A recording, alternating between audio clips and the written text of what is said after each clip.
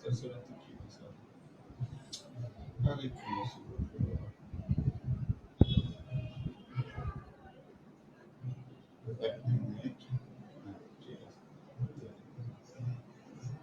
দিছেন?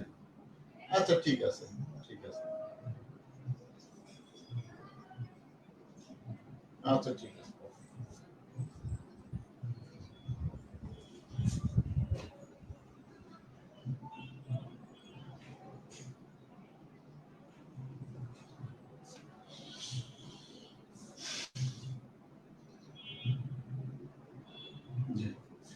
আসসালামু আলাইকুম, শুভ বিকেল, গুড আফটারনুন, নমস্কার। আশা করছি সবাই ভালো আছেন আপনারা। আপনাদের সাথে আজকে আমার 7 নাম্বার ক্লাসটা, তার মানে আমরা রিটেনের মাঝামাঝি জায়গায় পৌঁছে গেছি। প্রিলিমিনারির তারিখ তো অথরিটি দিয়ে দিয়েছে, পিএসসি দিয়ে দিয়েছে। আপনাদের কাছে আমার একটা অনুরোধ ছিল, আমি জানি না যে পড়ে আসার কথা আজকে 7 নম্বরে বিশেষ করে আজকে জলবায়ু পরিবর্তন ইস্যু আমাদের, বা climate diplomacy, climate change, global warming, climate diplomacy, তারপর পরিবেশ সংরক্ষণ, এই বিষয়গুলো আজকে আমাদের আলোচ্য। ন্যাচারালি সব হয়তো শেষ করা যাবে না আলোচনার ভিতরে, যতটুকুন পারি আমরা 1 ঘন্টা 1.5 ঘন্টার ভিতরে যতটুকুন পারি ততটুকুন আমরা আজকে আলোচনা করবো ইনশাআল্লাহ। বাকি নোট তো আপনাদেরকে দিয়ে দেওয়াই হচ্ছে, আশা করছি নোট আপনারা যে অ্যাপের মাধ্যমে দিছে, অ্যাপে পাসওয়ার্ড দিয়ে লগ ইন করলে আপনারা পেয়ে যাচ্ছেন। কোনো নোটই আমার তরফ থেকে বাকি নাই। আজকে 7 নম্বর সেশন আমাদের। সো আমি 7 নম্বর নোটটা আজকে ক্লাস শেষ করে ইনশাআল্লাহ আমাদের কলিগ জাভেদ সাহেবকে দিয়ে দিব, উনি আপলোড করে দেন দ্রুত সময়ের ভিতরে। খুবই করিতকর্মা একজন মানুষ জাভেদ সাহেব, খুবই সিনসিয়ার করিতকর্মা মানুষ। সুতরাং আপনাদেরও কোনো প্রয়োজন হলে টেকনিক্যাল ইস্যুতে আপনারা ওনার সাথে যোগাযোগ করবেন। উনি আছেন, আরো ওখানে লোক আছে, আজিজ আছে, সবাই আছে, সবাই কোঅপারেটিং, সবাই খুবই হেল্প করে। আপনাদের কাছে আমি যেটা চেয়েছিলাম যে আপনারা দয়া করে আমার নোটগুলোর উপরে যে অন্তত কিছু কারেকশন দেন, কিন্তু জানি না সবাই কেন জানি আমাকে পছন্দ করছে না, মনে করছি যে না এটা দিতেই চাচ্ছে না কেউ। সো এনিওয়ে, আল্লাহ ভরসা, দেখা যাক ইনশাআল্লাহ। একটা বিষয় আমি ক্লিয়ার করে তারপরে শুরু করতে চাই। আমার ক্লাসের নোটগুলো নিয়ে বিভিন্ন রকমের প্রচুর মেসেজ আমার কাছে আসছে, আমি যেন ব্যক্তিগতভাবে দেই তাদেরকে নোটগুলো। দেখেন, আমি আবারও সবাইকে পরিষ্কার করে দিচ্ছি দয়া করে, যেমন এই নোটগুলো ব্যক্তিগত, হ্যাঁ আমার প্রায় 25-30টার মতন সবকিছু মিলে নোট বা ম্যাটেরিয়াল আছে। এইগুলা যদি আমি কাউকে ব্যক্তিগতভাবে দিয়ে দেই সব, এটা নীতিগতভাবে আমার জন্য ঠিক হবে না। কারণ আমি একটা প্রতিষ্ঠানের আওতায় আপনাদের সাথে যোগাযোগ করি, আমি কিন্তু সরাসরি আপনাদেরকে চিনি না, বা আপনারাও সরাসরি আমাকে চেনেন না। তারপরে হয়তো আপনারা আমাকে কোনো না কোনো ভিডিওতে দেখেন, কিন্তু আমি তো সেই সুযোগও আপনাদের কাছ থেকে পাই না যে ভিডিওতে দেখব। সুতরাং এই নোটগুলো আমি দিব, একটা যখন যেটা ক্লাস হয়ে যাচ্ছে তখন সেটা আমি দিয়ে দিচ্ছি, আর বাকি যেগুলো থাকবে সেগুলো আমি আপডেট করে সময় মতন আমি মার্চ ফরওয়ার্ডকে পরীক্ষার আগে কোনো এক সময় সিলেবাস শেষ হোক আমাদের, মার্চ ফরওয়ার্ডকে দিয়ে দেওয়ার চেষ্টা করবো ইনশাআল্লাহ। সেখান থেকে আপনারা কালেক্ট করতে পারেন। ইন্ডিভিজুয়ালি নোটগুলো দেওয়াটা আসলে উচিত হবে না আমার কাউকে, কারণ আমার জন্য আপনারা সবাই সমান। একজনকে যদি আমি দিয়ে দেই, বাকিরা তো কোনো অন্যায় করে নাই আমার কাছে, ভাই সবাই তো এখানে সম্মানিত, সবাই ভালো আমার জন্য। সো নোটের ব্যাপারে দয়া করে এই বিষয়টা আপনারা একটু পরিষ্কার হয়ে যান, যে ইনশাআল্লাহ আমি শেষে গিয়ে এক সময় দিয়ে দিব মার্চ ফরওয়ার্ডকে। এটা গেল একটা। 2 নাম্বার হলো যে সবাইকে আমি বিশেষভাবে আজকে অভিবাদন দিয়ে শুরু করতে চাই, কংগ্রাচুলেট করে শুরু করতে চাই। গতকাল মার্চ ফরওয়ার্ডের প্রথম বর্ষপূর্তি গিয়েছে, সাকসেসফুলি অনলাইন কোচিং এর 1 বছর মার্চ ফরওয়ার্ড পুরো করেছে। আপনাদের ভালোবাসা, এটার জন্য আমি সবাইকে ধন্যবাদ জানাই। আমি মার্চ ফরওয়ার্ডের সরাসরি কেউ না, আপনাদের মতোই একজন। মার্চ ফরওয়ার্ড অর্গানাইজেশনকে আমি ধন্যবাদ জানাই। মার্চ ফরওয়ার্ডে যিনি কর্ণধার আছেন, একটা তো আছেন আমাদের বাদল সৈয়দ স্যার, উনি আমার ব্যাচমেটও, আমরা একই বিসিএস এর মানুষ, সেই হিসাবে উনি আমার বন্ধু বটে। আমাদের কথাবার্তাও মাঝে মধ্যে হয়। উনি চিটাগাঙে, আমি ঢাকায়। খুবই একজন পণ্ডিত মানুষ, বিদ্বান মানুষ। ওনার 2টা বইও আমি উপহার হিসেবে, এই বর্ষপূর্তির উপহার হিসেবে, আনুষঙ্গিক অন্যান্য জিনিসের সাথে 2টো বইও আমি উপহার পেয়েছি আমার বন্ধুর কাছ থেকে। সো তাকে সহ মাস ফরওয়ার্ড, পে ইট ফরওয়ার্ড, এনার যারা কর্ণধার আছেন সবাইকেই আমি আমার অন্তর থেকে ধন্যবাদ জানাচ্ছি। এই ধরনের একটা সুযোগ এই করোনার সময় বিশেষ করে অথবা প্রত্যন্ত অঞ্চলের অথবা কম সুযোগ বা সুযোগ বঞ্চিত যারা আছে, যারা ঢাকায় এসে বেশি পয়সা দিয়ে অফলাইনে বা সরাসরি ক্লাসগুলো করার মতন সুযোগ কম আছে, তাদের জন্য এই সুযোগটা একটা প্ল্যাটফর্ম তৈরি করে দেওয়াতে আমি ওনাদের সবাইকে, যারাই আছেন এখানে, আমার সিনিয়ররা আছেন, সিভিল সার্ভেন্ট, ব্যবসায়ী আছেন, চলতি অবস্থাতে যারা, যেমন বললাম বাদল সৈয়দ স্যার, ওনারা আছেন, এনাদের সবাইকে আমি, সবাই নাম হয়তো নিতে পারছি না, সবাইকে আমি ধন্যবাদ জানাচ্ছি। এরকম একটা উদ্যোগকে ওনারা সামনে নিয়ে যাওয়ার জন্য, এগিয়ে নিয়ে যাওয়ার জন্য ওনারা পয়সা খরচ করছেন, মেধা খরচ করছেন, ওনাদের পরামর্শ দিচ্ছেন সব সময়। সুতরাং ওনারা ডেফিনেটলি ধন্যবাদ পাওয়ার যোগ্য। 2 নম্বরে আমি ধন্যবাদ দিতে চাই এইটা যার ব্রেন থেকে এসেছে বলে আমি জানি বা মনে করি, আমাদের ওবায়দুল্লাহ চৌধুরী স্যার। এই ওবায়দুল্লাহ চৌধুরী স্যারকে আমি আরো ধন্যবাদ জানাই যে উনি এটাকে বাস খুব স্টিয়ারিং করছেন যথাযথভাবে, যাতে আপনারা এটা থেকে উপকৃত হতে পারেন। আপনারা জানেন যে এখানে কেউ হয়তো 1000 টাকা দিয়ে ভর্তি হয়, কেউ বিনা পয়সায় ভর্তি হয়। আমিও জানি বিনা পয়সায় ভর্তি হওয়ার মতো অনেকে আছে, এটা প্রয়োজন আছে, এটা আমি অ্যাপ্রিসিয়েট করছি যে যাদের পয়সা দেওয়াটা ডিফিকাল্ট, কোনো বলা দরকার নেই, আপনারা ভর্তি হয়ে গিয়ে ক্লাস করতে থাকেন। ভবিষ্যতে ইনশাআল্লাহ আপনাদের ভিতরেই দেখবেন অনেকে ভালো অফিসার হবেন, তখন আপনারাও আরেকটা পেইড ফরওয়ার্ড তৈরি করবেন, আপনারাও আরেকটা মাস ফরওয়ার্ড তৈরি করবেন। সো এই ভবিষ্যতের বীজ বুনে দেওয়ার স্বপ্ন দেখানোর জন্য, যে এটাকে শুরু করার জন্য যে উদ্যোগ নিয়েছেন এম ওবায়দুল্লাহ চৌধুরী, ওনাকে আমি ধন্যবাদ জানাই। এরপরে মাস ফরওয়ার্ডের যারা সহকর্মী আছেন, একটা হলো যে যারা বিভিন্ন শিক্ষকরা ক্লাস নিচ্ছেন বা কোচিং যারা দিচ্ছেন, কোচ যারা, এনারা আপনাদেরকে বিভিন্ন সময় তাদের মূল্যবান, তাদের জ্ঞান গর্ভ আলোচনার মাধ্যমে, তাদের নোটের মাধ্যমে আপনাদেরকে বিসিএস এর প্রস্তুতির জন্য সহায়তা করছেন শিক্ষকবৃন্দ, ওনাদেরকে ধন্যবাদ জানাই। কারণ একটা প্রতিষ্ঠান যারা প্রশাসন বা পরিচালনা করছে, শিক্ষক যদি না থাকে তাহলে ওনাদের পক্ষেও এটাকে সামনে ভালো মতো এগিয়ে নিয়ে যাওয়াটা সহজ হবে না। ভালো শিক্ষক আমি বলি না, আমি বলি আপনাদের গাইড বা কোচ, সেই যেহেতু এটা কোচিং সেন্টার সেই হিসাবে আমি বললাম। সো ওনাদেরকেও ধন্যবাদ, সব শিক্ষকদেরকে। আর এই সবাইকে যারা সহযোগিতা দিচ্ছে, আমি শিক্ষক না, আমি আপনাদের মতোই একজন আলোচনা, আপনাদের কাছ থেকেও শিখি মাঝে মধ্যে। আর আমি যতটুকু জানি বা জানার চেষ্টা করি সেটা আপনাদের সাথে শুধুমাত্র শেয়ার করি। আমার তো সীমাবদ্ধতা প্রচুর আছেই, আমি সবসময় স্বীকার করি সেটা।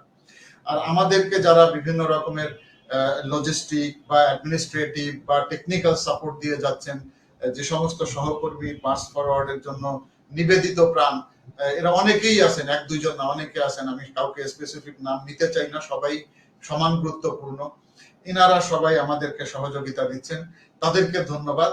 সর্বশেষ আপনারা যারা মাস ফরওয়ার্ডের ক্লাস করছেন বা মাস ফরওয়ার্ড থেকে কোচিং করছেন, এই সমস্ত আয়োজন, যারা উদ্যোক্তা, যারা এটাকে তৈরি করেছেন, যাদের ব্রেন চাইল্ড, যারা শিক্ষক, যারা এটার কর্মকর্তা কর্মচারী সহকর্মী, এই সবাই উদ্দেশ্য আপনাদেরকে নিয়ে।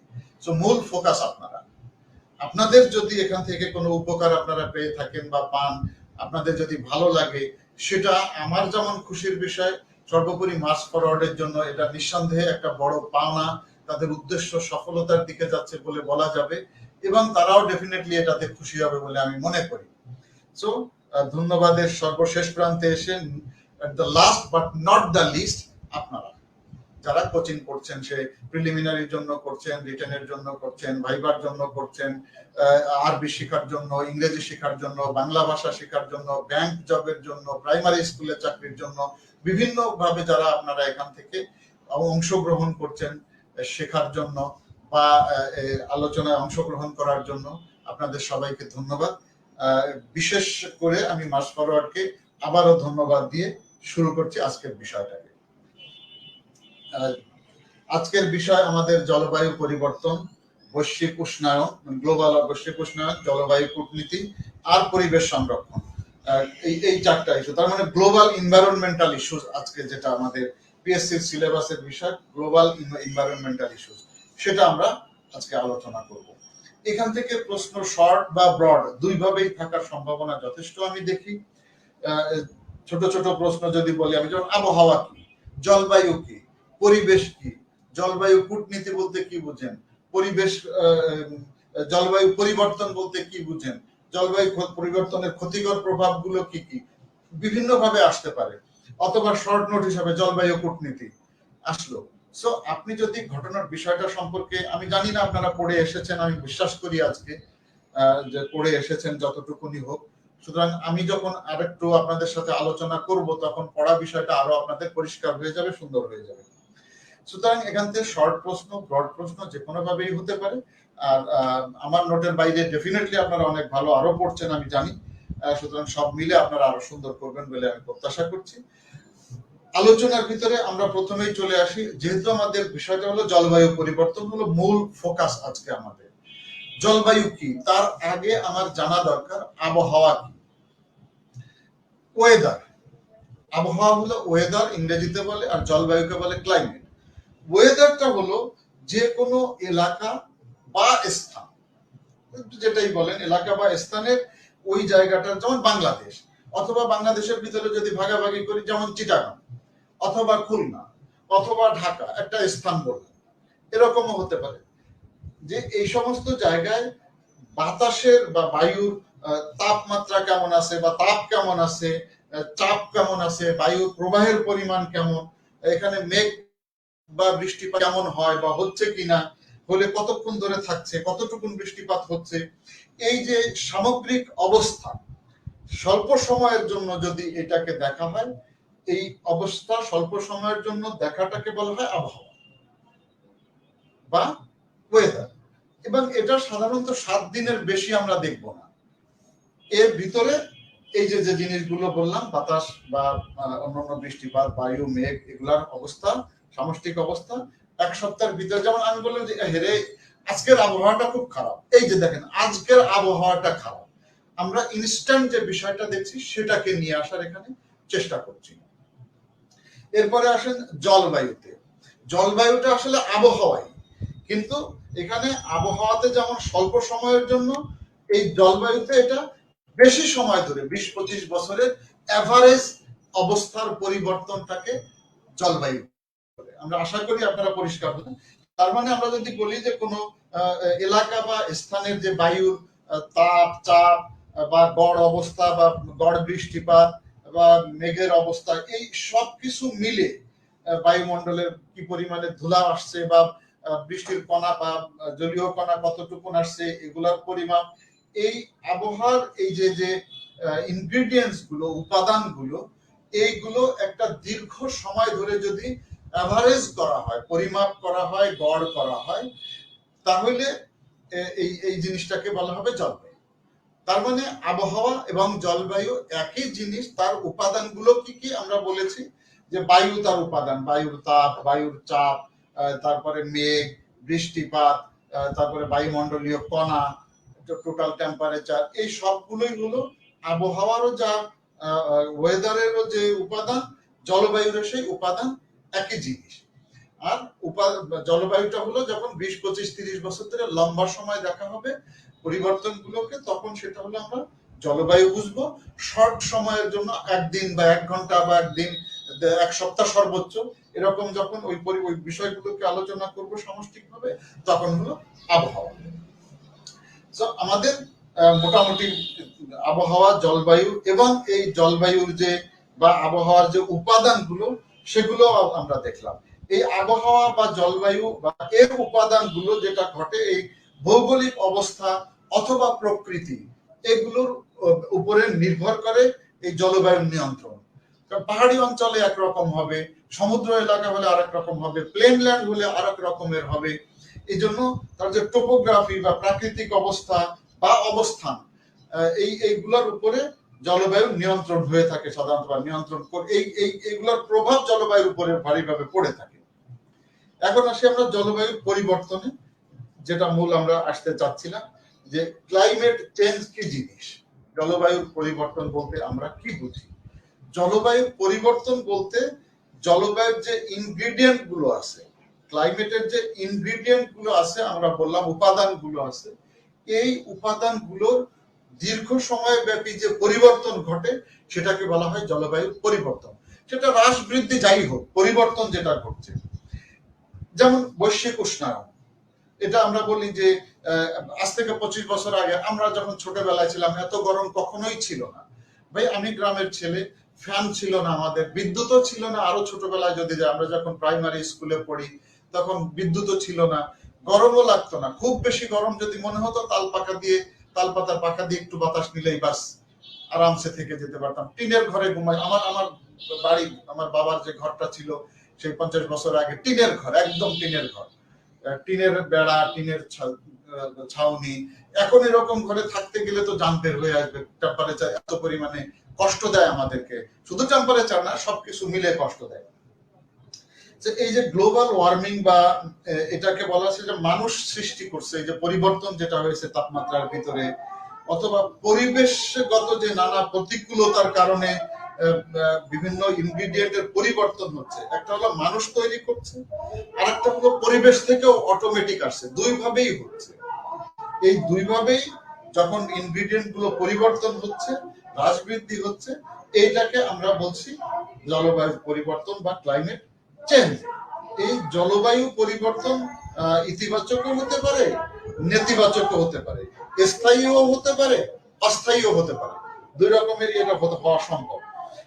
জলবায়ু প্রভাব সব জায়গাতেই পড়ে। জলবায়ু পরিবর্তনের যে প্রভাব, এটা সবখানেই পড়ে থাকে। কিভাবে পড়ে সেটা হলো ব্যাপার, যে আমি কোন জায়গায় পড়ছে, কে বেশি, কার উপরে বেশি পড়ছে, কার উপরে কম পড়ছে, সেটা পরিমাপের জন্য 4টা মানদণ্ড দেয়া আছে। 4টা মানদণ্ডে বিবেচনা করা হবে যে কার উপরে কতটা প্রভাব পড়লো। 4টা মানদণ্ডের ভিতরে 1 নাম্বার হলো যে জলবায়ু পরিবর্তনের কারণে কারা সবচেয়ে বেশি ক্ষতিগ্রস্ত হচ্ছে।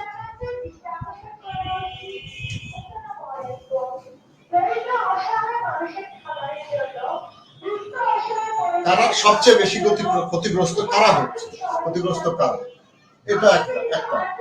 2 নম্বরে যদি আসি কোথায়,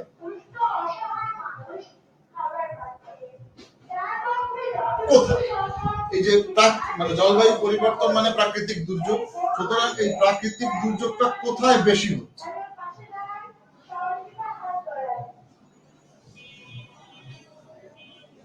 প্রাকৃতিক দুর্যোগ কোথায় বেশি হচ্ছে, এটা 2 নাম্বার ইনগ্রিডিয়েন্ট।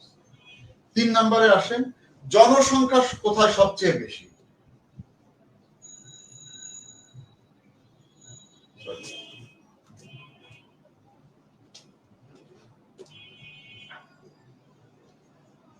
জনসংখ্যা বেশি বলতে মানে নাম্বার শুধু না, মানে কত বেশি লোক এফেক্টেড হচ্ছে। একটা আছে কারা ক্ষতিগ্রস্ত হচ্ছে, যেমন বাংলাদেশ ক্ষতিগ্রস্ত হচ্ছে, মালদ্বীপ ক্ষতিগ্রস্ত হচ্ছে, টুভালু ক্ষতিগ্রস্ত হচ্ছে, এরকম যে যারা কারা ক্ষতিগ্রস্ত হচ্ছে। এই কোথায় কতটা প্রাকৃতিক দুর্যোগ হচ্ছে, বাংলাদেশে কয়বার ঝড় হয়েছে, বা ইন্দোনেশিয়াতে কয়বার ঝড় হয়েছে, কোথায় কয়বার সুনামি হয়েছে, এবার প্রাকৃতিক দুর্যোগ কে কোথায়। জনসংখ্যা বলতে যে বাংলাদেশে মোট লোক সংখ্যা না, মানে এই ধরনের ক্ষতিগ্রস্ত লোক কোথায় বেশি হচ্ছে সেটা হলো ফ্যাক্টর। ক্ষতিগ্রস্ত জনসংখ্যা কোন জায়গায় বেশি সেটা। 4 নাম্বার হলো যে যে দেশই ক্ষতিগ্রস্ত হোক না কেন, সেই ক্ষতিগ্রস্ত দেশ এই ক্ষতির মোকাবেলা বা জলবায়ু পরিবর্তন জনিত যে ক্ষতি, সেই ক্ষতির মোকাবেলা কিভাবে করছে, বা অভিযোজন, অ্যাডাপ্টেশনের জন্য তারা কি কি পদক্ষেপ নিয়েছে, মোকাবেলা করার জন্য বা অ্যাডাপ্টেশনের জন্য পদক্ষেপগুলো কি কি তারা নিয়েছে। এই 4টা ইস্যু হলো আমাদের দেখার বিষয়, যে কারা কতটা প্রভাবের ভিতরে পড়েছে। এখন পৃথিবীতে যারা জলবায়ু পরিবর্তনের জন্য ক্ষতিগ্রস্ত, এর ভিতরে 1 নাম্বার বাংলাদেশ। সবচেয়ে বেশি প্রভাব যাদের উপরে পড়ছে, আমরা মেপে দেখি এখন সাধারণত 4টে দেশের নাম বেশি নেওয়া হয়ে থাকে, বাংলাদেশ, মালদ্বীপ, টুভালুটা আপনারা জানেন যে একেবারে আপনার অস্ট্রেলিয়া মহাদেশের ডান পাশে যেটা আর কি টুভালু, আর একটা জানি কোনটা আপনার টোবাগো, ত্রিনিদাদ টোবাগোর পাশে যেটা আছে টোবাগো। এই 4টা দেশ বেশি আলোচনায় আসে। এই 4টার ভিতরে সবচেয়ে ক্ষতিগ্রস্ত হচ্ছে আমরা বাংলাদেশ। এবং টোটাল প্রভাব যদি আমরা দেখি, 4টা ইনগ্রিডিয়েন্টকে আমি যদি মিলাই, তখন দেখতে পাবো যে আমরা কিভাবে বেশি ক্ষতিগ্রস্ত হচ্ছি। একমাত্র দেখেন, বাংলাদেশের আমাদের যে দক্ষিণ অঞ্চলের বারবার ওখানে যে সমুদ্রের স্তর বেড়ে চলে আসছে এবং মানুষজন গ্রাজুয়ালি পানির নিচে চলে যাচ্ছে। একদিকে নদী ভাঙন হচ্ছে, একদিকে শুকনা হচ্ছে, একদিকে খরা হচ্ছে। এভাবে আমরা ক্ষতিগ্রস্ত সবচেয়ে বেশি হচ্ছে। যেমন লবণাক্ততার সমস্যা। আমরা ছোটবেলায়, আমার বাড়ি বাগেরহাট খুলনা এলাকাতে, একদম দক্ষিণাঞ্চলের মানুষ আমরা। সো ছোটবেলায় আমরা নদীতে গোসল করেছি যখন, লবণ ছিল না। আস্তে আস্তে আস্তে আস্তে একটা সময় দেখা গেল যে নদীর পানিতে আর যাওয়া যাচ্ছে না, লবণ শুরু হয়ে গেছে। ছোটবেলায় নদীর পানি নিয়ে রান্না করতো আমাদের মা বোনেরা বা আমাদের মা চাচিরা দাদিরা যারা ছিলেন, নদীর পানি স্বচ্ছ পানি এনে রান্না করা হতো। এখন তো ওইটা কেউ করবেও না। সো লবণ, পানিতে লবণ চলে আসছে। তারপরে হিমালয় থেকে যে বরফ গলে আসছে বা অতিবৃষ্টি কখনো হচ্ছে, এগুলোর কারণে পলি জমে আরো ক্ষতিগ্রস্ত করে ফেলছে। বিভিন্ন উপকার যেমন আছে, ক্ষতি করে ফেলতেছে। তাহলে হিমালয়ের বরফ গলা পানি এসে নদীর যেখান দিয়ে যেটা ছিল সেটার বাঁক পরিবর্তন করে ফেলেছে। আবার শুকনা মৌসুমে ও যে পানি থেকে কিছু নুড়ি পাথর পলি নিয়ে আসছে, সেগুলো নদীর ভিতরে জমিয়ে দিয়ে নদীর কেশে আস্তে আস্তে ডিভাইড করে ফেলছে বা ক্ষতিগ্রস্ত করে ফেলছে, তার গতিপথকে নষ্ট করে দিচ্ছে, বন্যার কারণ হয়ে দাঁড়াচ্ছে। আর শুকনা মৌসুমে পানি শেষ হয়ে যাওয়ার কারণ হয়ে এসে দাঁড়াচ্ছে। তো এই সমস্ত কারণে আমরা দেখতে পারি অন্যান্য দেশ যদি আমি তুলনা করি, তাহলে আমরাই সবচেয়ে বেশি ক্ষতির ভিতরে পড়ছি। 2 নম্বর হলো যে প্রাকৃতিক দুর্যোগ কোথায় বেশি। প্রাকৃতিক দুর্যোগের মাত্রা বাংলাদেশে সবচেয়ে বেশি। বিশেষ করে আমি যে 4টা দেশ বললাম, 4টা দেশে দেখেন, আমাদের দেশে যত বেশি প্রাকৃতিক দুর্যোগে, যে আইলা সহ বিভিন্ন ধরনের ঘূর্ণিঝড়, তারপরে উপকূলীয় অঞ্চলে বন্যা। বন্যা তো সারা দেশে এখন বলতে গেলে 12 মাসই বন্যার ভিতরে আমি পড়ে থাকছি। কোনো না কোনো জায়গাতে একটা দীর্ঘ সময় বন্যা হচ্ছে, আবার কোথাও খরার কারণে ফসল হচ্ছে না। সিলেটের একটা বিস্তীর্ণ অঞ্চল, যেখানে পানি জমাবদ্ধতার কারণে আর কোনো ফসলও সেখানে হতে পারছে না। তো এই ধরনের যে প্রাকৃতিক সমস্যাগুলো, এগুলো অন্য যে দেশগুলোর কথা বললাম, ইভেন ইন্দোনেশিয়া বলেন, ফিলিপাইন্স বলেন, যারাই বলেন দুর্যোগের বা ক্ষতিগ্রস্ত যারা হচ্ছে, তাতে বাংলাদেশেই প্রাকৃতিক দুর্যোগ। ইন্দোনেশিয়াতে যদি আপনি সুনামি দেখেন, জাপানে সুনামি দেখেন, থাইল্যান্ডে সুনামি দেখেন, এটা একটা বিষয়, কিন্তু আমি তো মাল্টিপল সমস্যার ভিতরে পড়ছি। আপনি আমেরিকাতে যদি দেখেন, তার হয়তো এই একটা অঞ্চলে কিছুটা বন্যা হচ্ছে, দুর্যোগ হচ্ছে ঠিকই, কিন্তু আমাদের মতো এত ক্ষতি তার হচ্ছে না। সো এখানে একটা হলো ক্ষতি, একটা হলো আমাদের যে প্রাকৃতিক দুর্যোগের পরিমাণ, সেটা আমাদের দেশেও আমরা দেখতে পাই বেশি। জনসংখ্যা, ভাই আমাদের একটা জেলায় যে জনসংখ্যা, এই টুভালু, তারপরে টোবাগো আর মালদ্বীপ যদি আমরা বলি, টুভালুতে তো মাত্র কয়েক হাজার মানুষ আছে, মালদ্বীপেও কি বলে আপনার টোবাগোতেও এরকম বোধহয় 30-40 হাজার 50 হাজার মানুষ থাকতে পারে, টুভালুতে 10-15 হাজার লোক থাকতে পারে। এর ভিতরে বেশি কিছু মানুষ আছে মালদ্বীপে, অনেকগুলো দ্বীপ নিয়ে গঠিত মালদ্বীপ।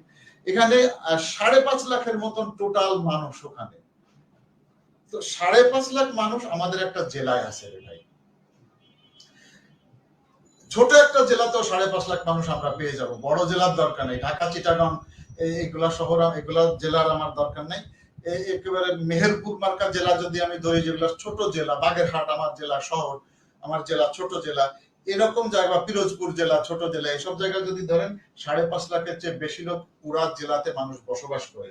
সুতরাং এই যে বাটির অঞ্চল, যেটা Cox's Bazar, Chittagong, Noakhali, greater Noakhali, greater Khulna, greater Jessore বা কুষ্টিয়া, এই কোস্টাল বেল্টে যারা বাস করছে, এদের ক্ষতিগ্রস্ততা বিভিন্ন সময়ে যারা আসছে, গ্রেটার বরিশাল, যারা কোস্টাল এরিয়াতে, এফেক্টেড জনসংখ্যা এই 5 লাখের থেকে অনেক অনেক গুণ বেশি, অনেক অনেক গুণ বেশি।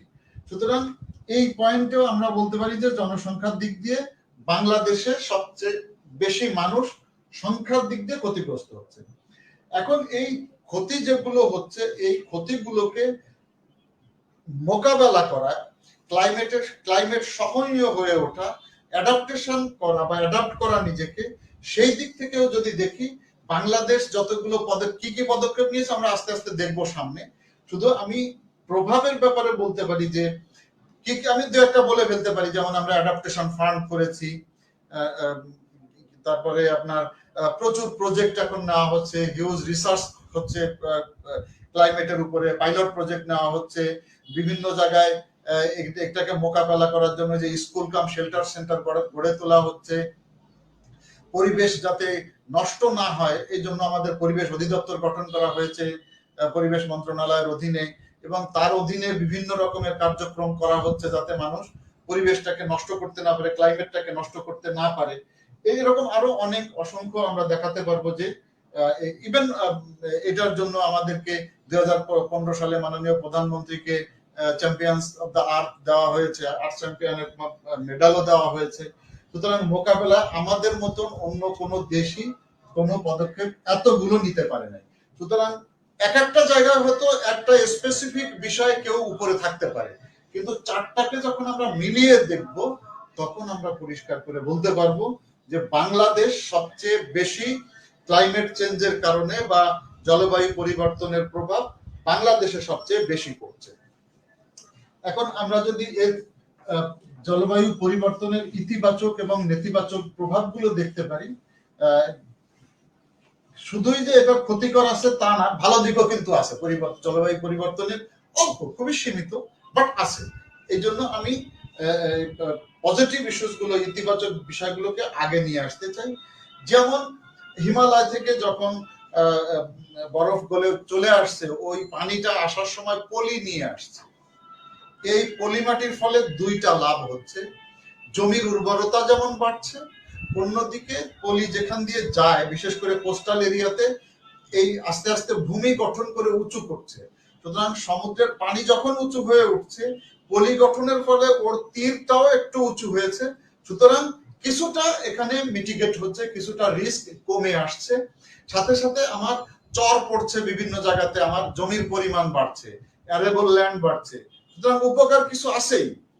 কারণ ওখান থেকে যখন বন্যার হিমালয় থেকে আসার পথে পানি এটা সমুদ্রের উপকূল দিয়ে এবং ইন্দোনেশিয়া এই যে আমাদের দিক দিয়ে যেটা আসে সোয়াচ অফ নো গ্রাউন্ড বলে, যখন বে অফ বেঙ্গলে পড়ে কোস্টাল এরিয়া দিয়ে গিয়ে ওখান দিয়ে পড়ে সোয়াচ অফ নো গ্রাউন্ড বলে, যেখান দিয়ে এই পলিটা আবার ইন্দোনেশিয়ার দিকে চলে যায়। সুতরাং আমরাও লাভবান হচ্ছি, অন্যরাও সেখানে কিছু না কিছু লাভবান হচ্ছে। সোয়াচ অফ নো গ্রাউন্ড হলো সমুদ্রের নিচে যখন নামা শুরু করে একটা জায়গা পর্যন্ত সে মাটি মোটামুটি আমরা সহজে পাই, সমুদ্রের তলদেশ সহজে পাই। এরপরে গিয়ে আর আমরা খুব সহজে পাই না গভীর খাদ, যেটা এটাকে আমরা খাদ বলতে পারি। সোয়াচ অফ নো গ্রাউন্ডকে মানে গ্রাউন্ডকে চট করে পাওয়া যায় না, অনেক ভিতরে চলে গেছে। গ্রাউন্ড তো আছে কিন্তু অনেক ভিতরে আছে, ধরে নেওয়া হয় যে গ্রাউন্ড ওখানে নেই, সোয়াচ অফ নো গ্রাউন্ড বলা হয়। এবং এটার কারণে দেখবেন যে আমাদের নোয়াখালী, খুলনা, সাতক্ষীরা, কক্সবাজার এই জায়গাগুলোতে এই যে সমস্ত ছোট ছোট দ্বীপ গড়ে উঠছে, আমরা এখন বিভিন্ন জায়গায় যাচ্ছি, দ্বীপ গড়ে উঠছে সেই সব জায়গাগুলোতে, রোহিঙ্গাদেরকেও আমরা একটা দ্বীপে সেখানে নিয়ে যাচ্ছি। তো এই উপকারটা আমাদের কিছুটা হলেও হচ্ছে। এবং এর কারণে হচ্ছে কি যে আমাদের সীমিত পরিমাণ হলেও সম্পদের বৃদ্ধি হচ্ছে। যেহেতু পলি পড়ছে সুতরাং সেখানে ফসল ভালো হচ্ছে, গাছগাছালি ভালো হচ্ছে, মানুষের বসতির ব্যবস্থা হচ্ছে। সুতরাং কিছু না কিছু সম্পদ, প্রাকৃতিক সম্পদ যদি বলি, প্রাকৃতিক সম্পদ সীমিত পরিমাণে বাট বাড়ছে এই সমস্ত কারণে। 3 নম্বর যদি বলি আমরা যে কিছুটা জীবজন্তুর সীমিত বৃদ্ধি এখানে ঘটছে। কিছু জায়গা আছে যেমন যে সমস্ত জায়গাগুলো আপনার পানি যখন বাড়তে থাকে সেই সব জায়গায় কুমির বাড়ে। আগে কুমিরের সংখ্যা যেমন ছিল, আস্তে আস্তে পানির কারণে কুমিরের সংখ্যাও কমে আসছে। তো সমুদ্রের পৃষ্ঠের উচ্চতা যখন বাড়ে তখন পানির পরিমাণ আস্তে আস্তে বাড়তে থাকে উপরের দিকে। কুমির বা শুকরও কিন্তু অনেকটা কাদা পানি নিয়ে থাকতে বেশি পছন্দ করে, শুকনাও যেমন থাকে কাদা পানিতে থাকে, কুমিরের বিষয় তো আছেই। তো এই ধরনের যে সমস্ত প্রাণী, এই জীবজন্তু সমুদ্র পৃষ্ঠে উপরে উঠে আসার কারণে, পানি কিছুটা বেড়ে যাওয়ার কারণে এই ধরনের কিছু জীবজন্তু বেড়ে যায়। হ্যাঁ, প্রচুর জীবজন্তু ধ্বংস হচ্ছে, আমি শুধু পজিটিভ অংশটা বলার চেষ্টা করছি। তারপরে উদ্ভিদ, যে সমস্ত উদ্ভিদ আমাদের লবণাক্ত পানিতে হয়ে থাকে, গর্জন, গরান, গেওয়া, তারপরে ধুন্দল, এই ধরনের অনেক, কাঁকড়া গাছ, তারপরে আপনার গোড়াল গাছ, এই ধরনের অনেক ধরনের গাছ, জ্বালানি গাছ হয় বিশেষ করে এগুলো, এই ধরনের গাছগুলো অনেক বেশি পরিমাণে বাড়তে পারে এরকম জায়গাগুলোতে। যেহেতু লবণ পানি বাড়ছে এখানে এদেরও বৃদ্ধি হচ্ছে। সো কিছুটা বৃদ্ধি, কিছুটা ভালো দিক আমরা দেখার চেষ্টা করলাম, আরো আপনারা বের করতে পারবেন। ক্ষতিকর দিক যদি আমরা বলি, ক্লাইমেট চেঞ্জের যে ক্ষতিকর দিকগুলো বা জলবায়ু পরিবর্তনের নেতিবাচক প্রভাব এর অসংখ্য। আমি ব্যাখ্যা দিব না, দু একটা ব্যাখ্যা দিব, এই জন্য ব্যাখ্যা দিব না যে আপনারা পারবেন। আর আমি যদি ব্যাখ্যা দেওয়া শুরু করি, আমি 34টার মতো পয়েন্ট নোট করেছি, 34টা ব্যাখ্যা দিতেই তো 2-3 ঘন্টা লাগবে। এই জন্য আমি ডিটেলে এখানে যাব না, আমি ইস্যুগুলো শুধু বলে চলে যাচ্ছি। আপনারা এটা নিজেরাই ব্যাখ্যা দিয়ে দিতে, এক লাইন ব্যাখ্যা দিতে গেলেও আপনি 1.5 ঘন্টায় কুলায় পারবেন না লিখে। এনিওয়ে, যেমন সোজা বলি, যেমন বৃষ্টিপাত হ্রাস পাচ্ছে, কোথাও বৃষ্টিপাত কখন যে পরিমাণ আগে হতো তার চেয়ে কমে যাচ্ছে, সুতরাং লবণাক্ততা বেড়ে যাচ্ছে। তারপরে তাপমাত্রা বৃদ্ধি পাচ্ছে, ভূগর্ভস্থ পানির স্তর যেটা আমরা টিউবওয়েল দিয়ে তুলতাম সেটা আস্তে আস্তে নিচে নেমে চলে যাচ্ছে, সুতরাং সুপেয় পানির সমস্যা হয়ে যাচ্ছে মানুষের জন্য। তারপরে প্রাকৃতিক সম্পদ ধ্বংস হচ্ছে, লবণ পানি বা পানি বেড়ে যাওয়া, এই সমস্ত কারণেই ক্ষতিকর প্রভাবের কারণে, গরম বেড়ে যাওয়ার কারণে অনেক গাছপালা সহ প্রাকৃতিক সম্পদ, প্রাণী, উদ্ভিদ এগুলো নষ্ট হচ্ছে, সামুদ্রিক প্রাণী, মৎস্য সম্পদ এগুলো ধ্বংস হচ্ছে, জীবজন্তু অবলুপ্ত হচ্ছে, উদ্ভিদ প্রজাতি ধ্বংস হচ্ছে, কৃষির উৎপাদন হ্রাস পাবার সম্ভাবনা কখনো কখনো তৈরি হয়ে যায়। এই ক্লাইমেট চেঞ্জের কারণে উৎপাদন হ্রাস পায় বা কখনো কখনো কোনো প্রজাতির কৃষি বা কোনো প্রজাতির ফসল ধ্বংস হয়ে যায়। প্রাকৃতিক দুর্যোগের পরিমাণ বেড়ে যায়, জলোচ্ছ্বাস, বন্যা এগুলো বেড়ে যাচ্ছে, অতিবৃষ্টি হয়ে যাচ্ছে কখনো কখনো, যার ফলে তীব্র বন্যারও সৃষ্টি হয়ে যাচ্ছে। কখনো অকালীন বৃষ্টি হচ্ছে, আবার কখনো অকালে খরা হয়ে যাচ্ছে, যেখানে পানির অভাবে কোনো কোনো জায়গার হয়তো জমি চাষ করাই যাচ্ছে না, এরকম অবস্থাও তৈরি হয়ে যাচ্ছে। সার্বিকভাবে আমাদের আবহাওয়ার পরিবর্তন ঘটছে, মরুকরণ হচ্ছে, নদীর ভাঙন ঘটছে, ভূমিধস, ভূমিকম্প বৃদ্ধি এগুলো হচ্ছে, খাদ্যের সংকট বৃদ্ধি পাচ্ছে। এগুলো শুধু আমি আমার জন্য বলছি না, সবাইকে নিয়ে বলছি যে কুপ্রভাবগুলো। এটা ইন্দোনেশিয়াতে যেমন ভূমিধস বারবার হচ্ছে, বন্যা হচ্ছে, সুনামি হচ্ছে, বারবার হয়ে থাকে এগুলো। মধ্যপ্রাচ্য একবার হয়ে গেল কিছুদিন আগে বোধহয়, আমেরিকাতে তো হচ্ছেই। খাদ্য সংকট বেড়ে যাওয়ার ভয় দেখা যাচ্ছে। তারপরে জীবিকার যে উৎস ছিল সেগুলো ক্ষতিগ্রস্ত হচ্ছে অথবা ধ্বংস হচ্ছে কোথাও কোথাও। স্বাস্থ্যের ঝুঁকি বাড়ছে, আগে মানুষের স্বাস্থ্যের এত সমস্যা ছিল না, এখন যত সমস্যা মানুষের সামনে ধরা পড়ছে, সেই স্বাস্থ্যের ঝুঁকিগুলো বাড়ছে, অপুষ্টি বাড়ছে, রোগ ব্যাধি বাড়ছে, নতুন নতুন রোগ চলে আসছে, ওষুধ কাজ করছে না অনেক ক্ষেত্রে, অ্যান্টিবায়োটিক, সাধারণ অ্যান্টিবায়োটিকে অনেক ক্ষেত্রে কাজ করছে না। আগে যেখানে অ্যান্টিবায়োটিক প্রয়োজন হতো না, যেমন জ্বর, সর্দি, এই সমস্ত ক্ষেত্রে আমরা দেখি যে আগে অ্যান্টিবায়োটিকের প্রয়োজন হতো না, এখন সাধারণ অ্যান্টিবায়োটিক, জ্বর হলেও সাধারণ জ্বর হয়েছে সেটা অ্যান্টিবায়োটিক ছাড়া এখন কাজও করে না। অনেক ক্ষেত্রে সাধারণ অ্যান্টিবায়োটিকও মানুষের শরীরে কাজ করা ভুলে গেছে, অ্যান্টিবায়োটিকের মাত্রা বাড়াতে হচ্ছে অথবা তার পাওয়ার বাড়াতে হচ্ছে, ক্ষমতা বাড়াতে হচ্ছে ওষুধের, সেগুলো করতে হচ্ছে নতুন নতুন রোগের, শক্তিশালী রোগের কারণে রোগ জীবাণুগুলো আরো শক্তিশালী হচ্ছে, নতুন নতুন রোগ বলারই যে কোভিড সহ আসতেছে। ইভেন আপনি যদি সিকিউরিটি অ্যাঙ্গেল থেকে দেখেন, ক্লাইমেট চেঞ্জের একটা বড় প্রভাব আছে যে কোনো দেশে তার নিজস্ব নিরাপত্তার ঝুঁকিতে ফেলে দেওয়ার জন্য। এটা একটা বড় কারণ। সামাজিক অবক্ষয় ঘটছে, যেমন মানুষের মেজাজ গরম হয়ে যাচ্ছে অকারণে, ছোট ছোট কারণ নিয়ে মানুষ মারামারি খুনাখুনি শুরু করে দিচ্ছে, যেগুলো আগে হতো না। আগে ওইটা হেসে উড়া দিলেই হয়ে যায়, কিন্তু মানুষ উত্তপ্ত হয়ে থাকে, কথা বলতে না বলতেই বাস মারামারি লেগে পড়ছে, গন্ডগোল লেগে পড়ছে। সো এটা সিকিউরিটির জন্য শুধু সমস্যা না, সামাজিক অবক্ষয়ও বটে, মানুষের আচার আচরণ পরিবর্তিত হয়ে যাচ্ছে এই সমস্ত কারণে। তারপরে বিভিন্ন রকম প্রাকৃতিক দুর্যোগ, সুনামি সহ এগুলোর সম্ভাবনা বাড়ছে। সি লেভেল রাইজ হচ্ছে, সমুদ্রের পৃষ্ঠ যেটা, সমুদ্রের স্তর এটা উপরের দিকে উঠে চলে আসছে। অর্থনৈতিকভাবে আমরা ক্ষতিগ্রস্ত হচ্ছি, জলবায়ু উদ্বাস্তুর সংখ্যা বৃদ্ধি পাচ্ছে, তারপরে মানবাধিকার লঙ্ঘিত হচ্ছে। এতগুলো সমস্যা আমরা 34টার মতো বা 32টার মতো পয়েন্ট এখানে আমরা নোট করেছি। আমি শুধু দুই একটা বিষয় সামান্য ধারণা এখানে দেওয়ার চেষ্টা করবো, যে আমরা কিভাবে অর্থনৈতিক ক্ষতিগ্রস্ত হচ্ছি বা জলবায়ু উদ্বাস্তু কিভাবে বাড়ছে বা মানবাধিকার কিভাবে লঙ্ঘন হচ্ছে। তার আগে একটা তথ্য দিয়ে নেই, দেখেন আমরা ইউএনএফসিসিসি আমরা জানি, এটা UNFCCC, UN framework convention on climate change, UNFCCC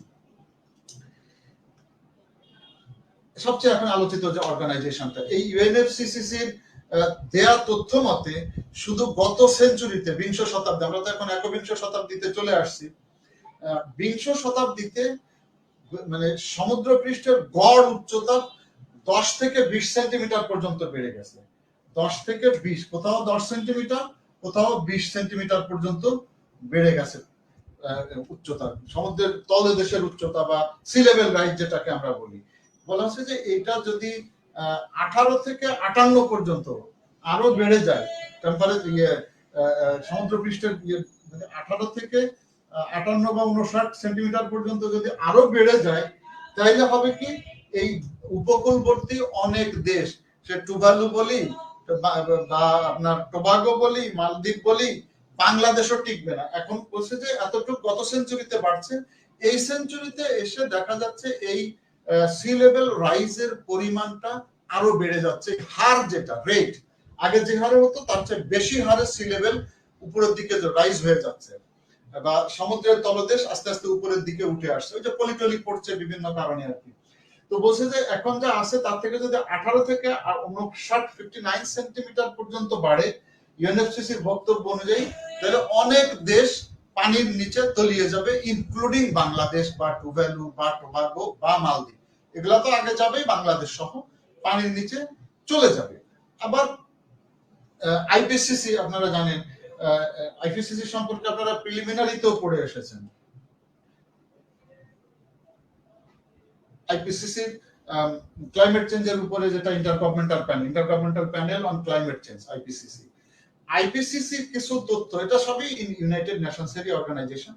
IPCC কিছু তথ্য দিয়েছে, তাতে তারা বলছে যে 2050 সাল নাগাদ, এটা গেল 2021, তার মানে অ্যারাউন্ড 30 বছর, 29 বছর 30 বছর আছে, বলছে যে 2050 সাল নাগাদ পৃথিবীর ভূপৃষ্ঠ প্রায় সমুদ্র পৃষ্ঠ প্রায় আরো 1 মিটার বেড়ে যাওয়ার সম্ভাবনা আছে। আর যদি এরকম হয় তাহলে বাংলাদেশ সহ অনেক দেশই তলিয়ে যাবে, এবং বড় একটা অংশ পৃথিবীর 17% অংশ প্রায় পানির নিচে চলে যাওয়ার সম্ভাবনা রয়ে গেছে বলে আইপিসিসি বলছে।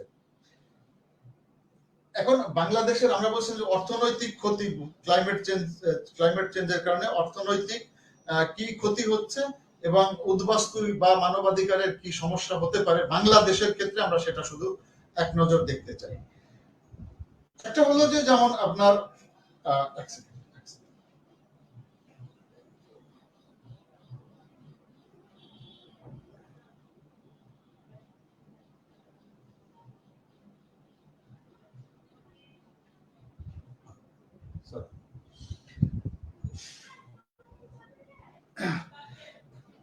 বাংলাদেশের অর্থনৈতিক ক্ষতি বলতে এই ক্লাইমেট চেঞ্জের কারণে সবচেয়ে বড় দেখেন আমাদের যে ইনফ্রাস্ট্রাকচার আছে, যেটাই হোক না কেন, সে রাস্তাঘাট বলেন, বড় বড় বিল্ডিং বলেন, অফিস আদালত বলেন, শহর নগর বন্দর বলেন, যাই বলেন, এগুলো প্রতিনিয়ত তার অবস্থানকে পরিবর্তন করছে এবং এই ইনফ্রাস্ট্রাকচারকে চেঞ্জ করতেই হচ্ছে পরিবেশের সাথে সাথে, নাহলে ও টিকে থাকতে পারবে না, ক্ষতির আরো বড় কারণ হয়ে যাবে।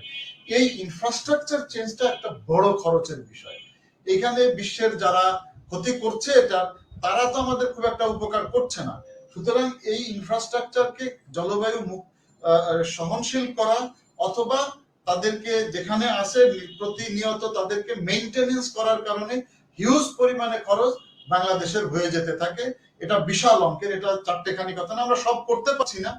ইভেন আপনি দেখেন রাস্তাঘাট গুলো বৃষ্টির কারণে, আমরা যে রাস্তা করছি 6 মাস 1 বছর পরে এই রাস্তাগুলো, এলাকার রাস্তাগুলো ভেঙে তছনছ 6 মাসের ভিতরে। আরো অনেক কারণ আছে, এই ক্লাইমেট একটা বড় কারণ এখানে এগুলো ধ্বংস হয়ে যাওয়ার। বাড়িঘর গুলো আমাদের খুলনা অঞ্চলে দেখবেন, ঘর করতে না করতেই 6 মাসের ভিতরে লবণ টবণ উঠে 1 বছরের ভিতরে ওই ঘরটা দেখতে একেবারে বিশ্রী হয়ে গেছে, তার পলেস্তেরা খসে পড়ছে, পলেস্তেরা দিয়ে কালো কালো বের হয়ে চলে আসছে। পানি খাওয়ার জন্য যদি আপনি যান, সে পানিটাও লবণ, আপনি ফুটিয়ে খাইতে হবে, সেটার জন্য আপনাকে আরেকটা ইনফ্রাস্ট্রাকচার তৈরি করতে হবে।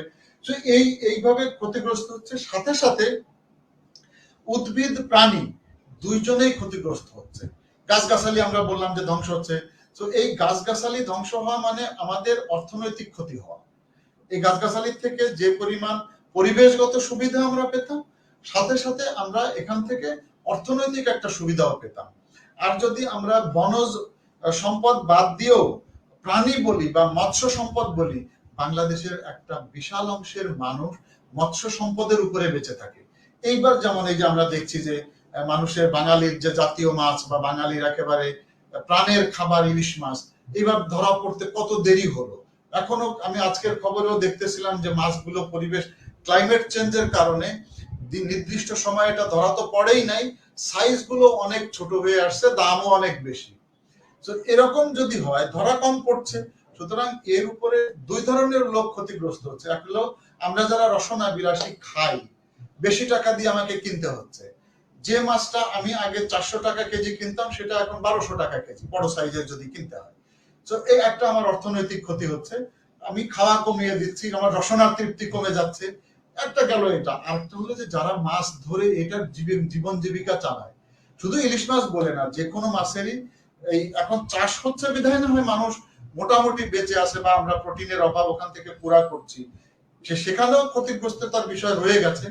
কিন্তু যেগুলো সামুদ্রিক বা মিঠা পানির মাছ, লবণ পানির মাছ, মিঠা পানির মাছ, যারা জেলে মানুষ যারা মাছ ধরে চলতো, তারা একটা বিশাল সমস্যার ভিতরে এখানে পড়ে যাচ্ছে, ধরতে পারছে না। সুতরাং সেখান থেকেও আমরা অর্থনৈতিক ক্ষতিগ্রস্ততার ভিতরে পড়ে যাচ্ছি, এতগুলো ভাবে আমরা অর্থনৈতিক ক্ষতির ভিতরে পড়ছি।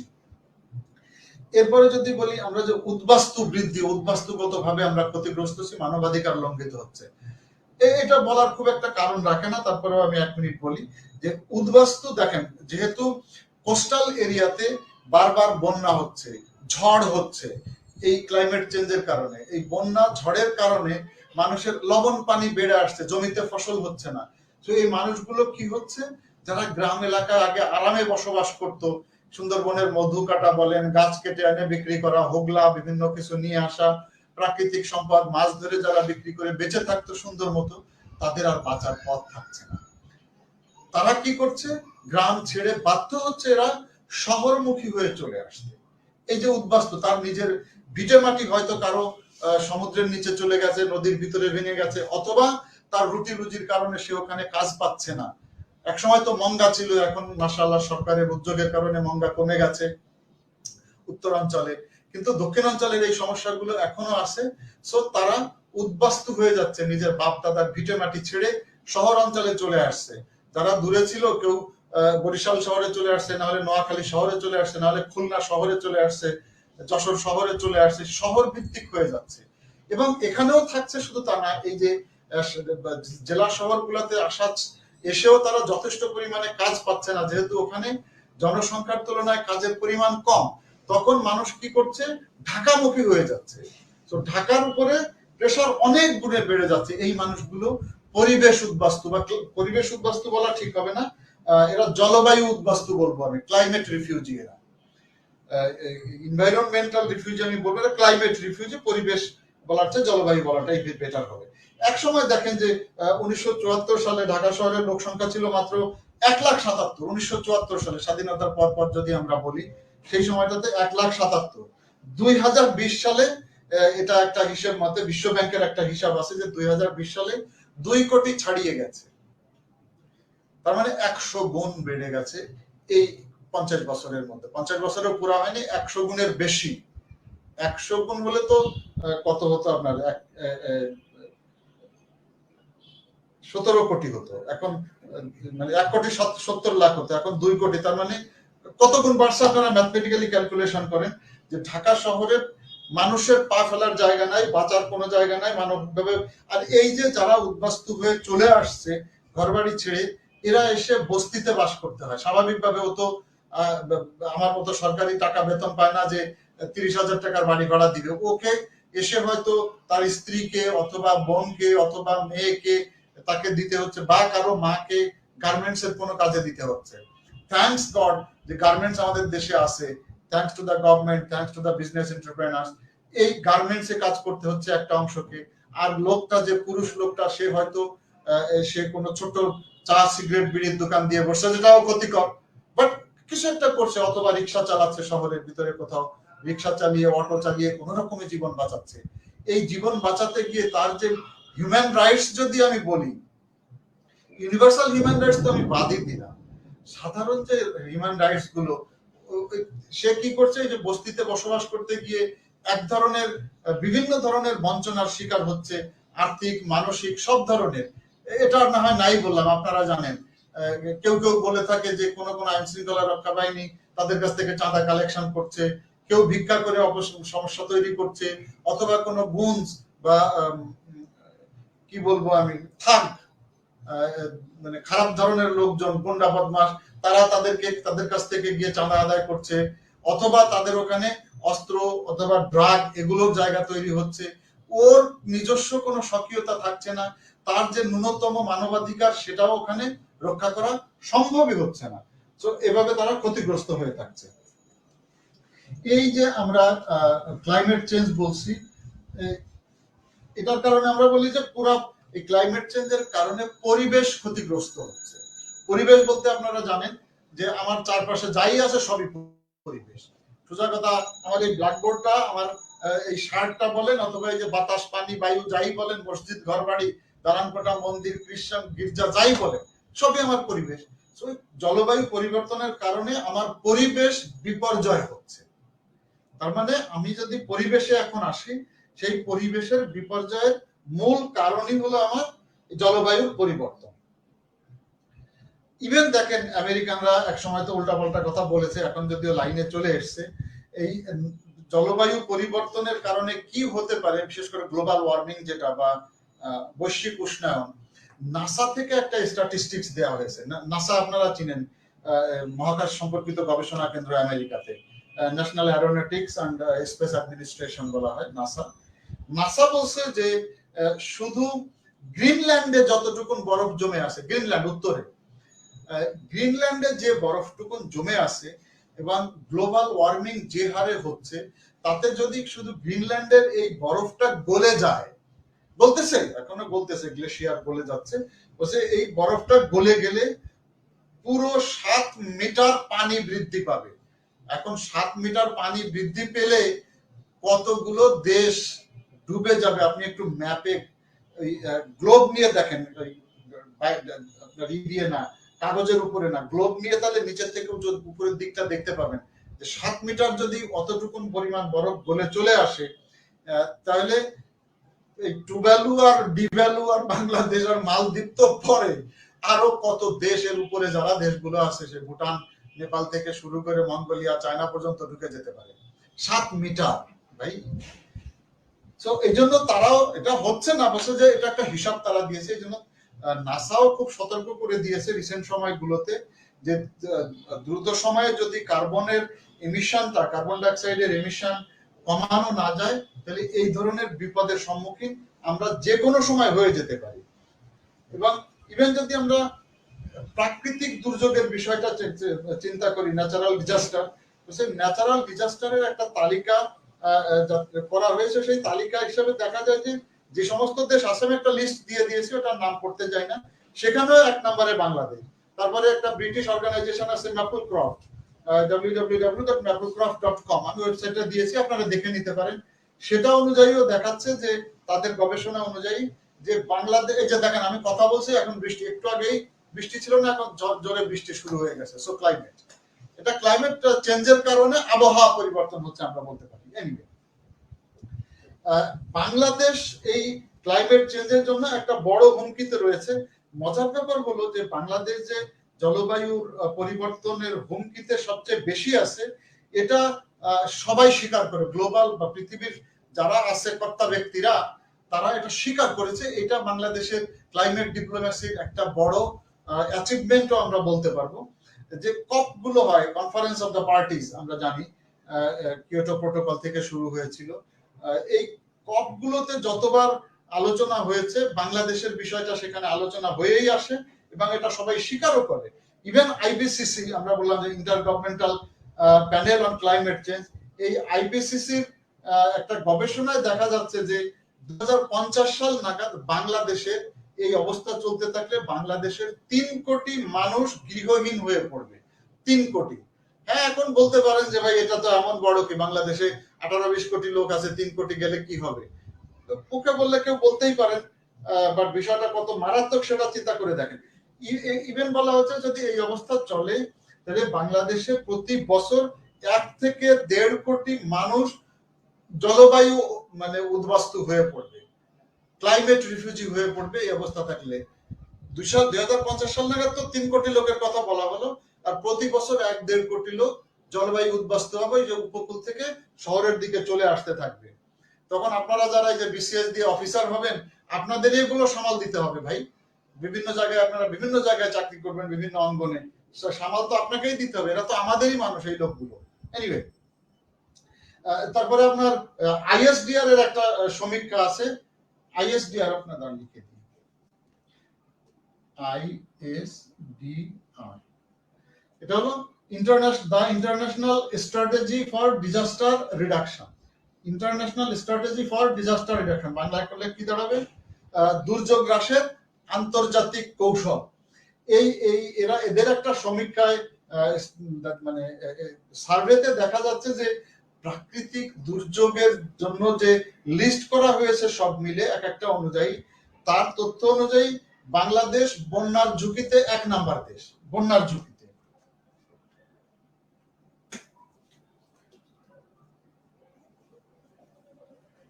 ঝুঁকিতে বাংলাদেশ 1 নম্বরে। আর সুনামির ঝুঁকিতে 3 নম্বরে, লিস্টের 3 নম্বরে তো সুনামি, তার মানে আমরা কিন্তু ভালো অবস্থানে নেই। সুনামির ঝুঁকিতে 3 নম্বর অবস্থানে, আর সাইক্লোনের ঝুঁকিতে আমরা 6 নম্বর ঝুঁকি আমরা চিন্তা করছি। 6 নম্বরে আমরা আছি সাইক্লোনের ঝুঁকিতে।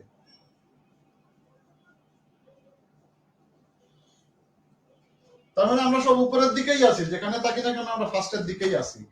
বুঝছি যে আরো এগুলা তো আসি, ঝুঁকির জায়গাতে আসি। কিছু হুমকির বিষয় সামনে নিয়ে আসা হয়েছে যে আমরা বাংলাদেশ কি কি হুমকির সম্মুখীন হতে পারি, এই পরিবর্তনের কারণে আমরা হতে পারি বা অলরেডি হচ্ছি।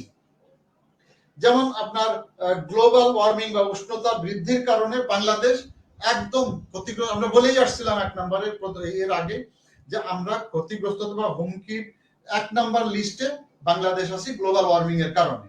2 নম্বর হলো আমরা দেখতে পাচ্ছি যে প্রতি বছর আমাদের উপকূলবর্তী জায়গাগুলোতে, কোস্টাল এরিয়াতে 14 মিলিমিটার করে সমুদ্রের পানি আস্তে আস্তে বেড়ে আসছে। 14 মিলিমিটার প্রতি বছর, এটা আমার জন্য বড় আরেকটা হুমকি। আর গত 20 বছরে আমরা মেপে দেখেছি, আমাদের যারা রিসার্চাররা আছেন, যে তাতে 28 সেন্টিমিটার, গত 20 বছরে 28 সেন্টিমিটার বেড়েছে। একটা বললাম যে প্রতি বছরে 14 মিলিমিটার আমরা বাড়ছি পার ইয়ার, কোস্টাল এরিয়াতে পানি বেড়ে আসছে আমাদের উপরে। আরেকটা আমরা বললাম যে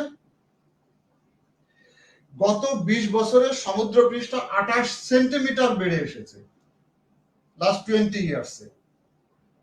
28 সেন্টিমিটার বেড়ে গেছে। আচ্ছা, এখন আরেকটা বলা হলো যে যদি এরকম বাড়ে, এই উচ্চতা বৃদ্ধির ফলে বাংলাদেশের 17% নিম্ন অঞ্চলে 17% সমুদ্রের নিচে বিলীন হয়ে যাওয়ার পসিবিলিটি আছে। ক্লাইমেট চেঞ্জের একটা মজার বিষয় হলো, আচ্ছা এটা পরে আলাপ করবো না মনে থাকলে, যেগুলা বলা হয় এগুলা সাইন্টিফিক প্রুফ খুব বেশি নাই, এনিওয়ে তখন দেখা যাবে। ডেটা আছে, লজিক আছে, পারিপার্শ্বিকতা আছে, যুক্তি প্রমাণ যুক্তি আছে, কিন্তু গাণিতিক কোন বৈজ্ঞানিক সলিড প্রুফ এখনো পর্যন্ত নাই। এনিওয়ে বলা হচ্ছে 17 ভাগ বিলীন হয়ে যেতে পারে। দেখা যাক, একসময় তো বলা হতো 2025 সালের ভিতরে এতটুকু ডুবে যাব, আমরা এখনো ডুবি নাই, আমরা এখনো ভালো আছি। তো এটা একটা। আরেকটা বলা হচ্ছে যে বাংলাদেশ থেকে এই অবস্থা চললে প্রতি 7 জনে একজন লোক জলবায়ু উদ্বাস্তু হয়ে যাবে। 7 জনের একজন জলবায়ু উদ্বাস্তু হয়ে যাবে। সো এতগুলো থ্রেটের ভিতরে আমরা বসবাস করছি। বাংলাদেশের জন্য ইনফ্যাক্ট এই যে ঘন ঘন দেখেন সাইক্লোন, অতিবৃষ্টি, অনাবৃষ্টি, অনেকগুলোর কথা আমরা বলছিলাম, এগুলো আমাদের প্রতিনিয়ত হয়ে যাচ্ছে আমাদের দেশে। That is because of the climate change, যার জন্য we are not liable, we are not responsible even, but we have been affected. Absolutely, মানে আমরা করি নাই, কিন্তু আমাদের ভোগ করতে হচ্ছে। এই জলবায়ু পরিবর্তনের চ্যালেঞ্জ মোকাবেলায় কি কি পদক্ষেপ এ পর্যন্ত নেওয়া হয়েছে? পদক্ষেপের 2টা অংশ। একটা হলো আন্তর্জাতিকভাবে কি কি পদক্ষেপ নিয়েছে, আর একটা হলো লোকালি আমরা দেশ হিসাবে কি কি পদক্ষেপ নিয়েছি জলবায়ু পরিবর্তনের জন্য। আন্তর্জাতিকভাবে এটা সবার জন্য, আমি একা বলতে না, সবার জন্যই নেওয়া হয়েছে। এখানে একটা জিনিস আছে গ্লোবাল কমন বা কমন গুডস, এই শব্দটা আপনারা শুনে থাকবেন হয়তো।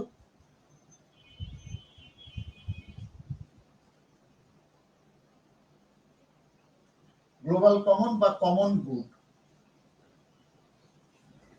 গুডস না, গুড, ভালো। গুডস দিলে তো ভাই মাল জিনিস হয়ে যাবে, সেরকম না। কেমন এই একটা তথ্য, এটা আপনারা জানেন যে রিয়ালিজম বা লিবারালিজম এই ধরনের তথ্য পৃথিবীতে প্রায় 200 বছর ধরে প্রায় চলে আসছে। এইগুলাকে যে বাধা দিয়েছে তার নামটা আপনারা জানেন কিনা, যে রিয়ালিজম বা লিবারালিজমের ঘোর বিরোধী একজন ব্রিটিশ ইতিহাসবিদ, উনি খুব প্রভাবশালী ব্রিটিশ ইতিহাসবিদ, ওনার নাম হলো আপনার E.H. Cab, Edward halide cab, সংক্ষেপে বলা হয় E.H. ক্যাব। কেউ কারও বলে, কার বলতে আমার কাছে ভালো লাগে না, ক্যাব, কার বললে গাড়ি গাড়ি শোনা যাবে। তো এই ভদ্রলোক জোর দিয়েছে যে পৃথিবীকে যদি বাঁচাইতে হয় তাহলে তোমাকে, ওনার একটা বই লিখেছিলেন উনি অনেক আগে, সেই 1939 সালে একটা বই লিখেছিলেন, সেখানে এই ধারণাটাকে উনি নিয়ে আসেন যে পৃথিবীতে সবাই যদি আমরা নিজের ওই রিয়ালিজম এবং লিবারালিজমের ভিতরে চলি তাহলে পৃথিবী ধ্বংস আমরাই করে ফেলবো।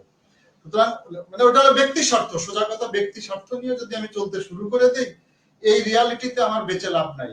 বরং রিয়ালিটি হলো কমন গুডস, কমন ভালো, সাধারণ ভালো, সবার জন্য যেটা ভালো, মানে আপনার সাধারণ কল্যাণ, আমি যদি বাংলায় বলি কমন গুড মানে সাধারণ কল্যাণ, সবার জন্য যেটা সার্বজনীন, সেই কল্যাণ যদি আমাকে চিন্তা করতে হয়, সেই জায়গা থেকেই আমাকে চিন্তা করতে হবে। উনি বলছে কমন গুডের জায়গা থেকেই পৃথিবীতে চিন্তা করা জরুরি হয়ে দাঁড়িয়েছে।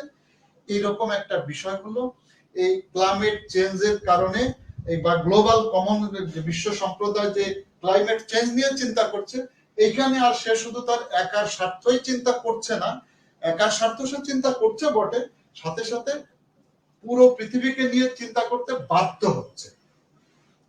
যে কারণে আজকে পুরো বিশ্ব মোটামুটি একটা আন্তর্জাতিকভাবে বিভিন্ন প্ল্যাটফর্ম তৈরি করার চেষ্টা করছে।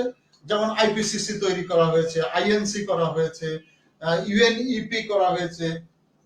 ইউএনইপি আপনার environment programme, United Nations environment programme, UNFCCC করা হয়েছে। এই ধরনের অনেকগুলো প্রোগ্রাম বা চুক্তি পুরো বিশ্ব করেছে এবং এটার আন্ডারে বিভিন্ন কার্যক্রম তারা গ্রহণ করছে।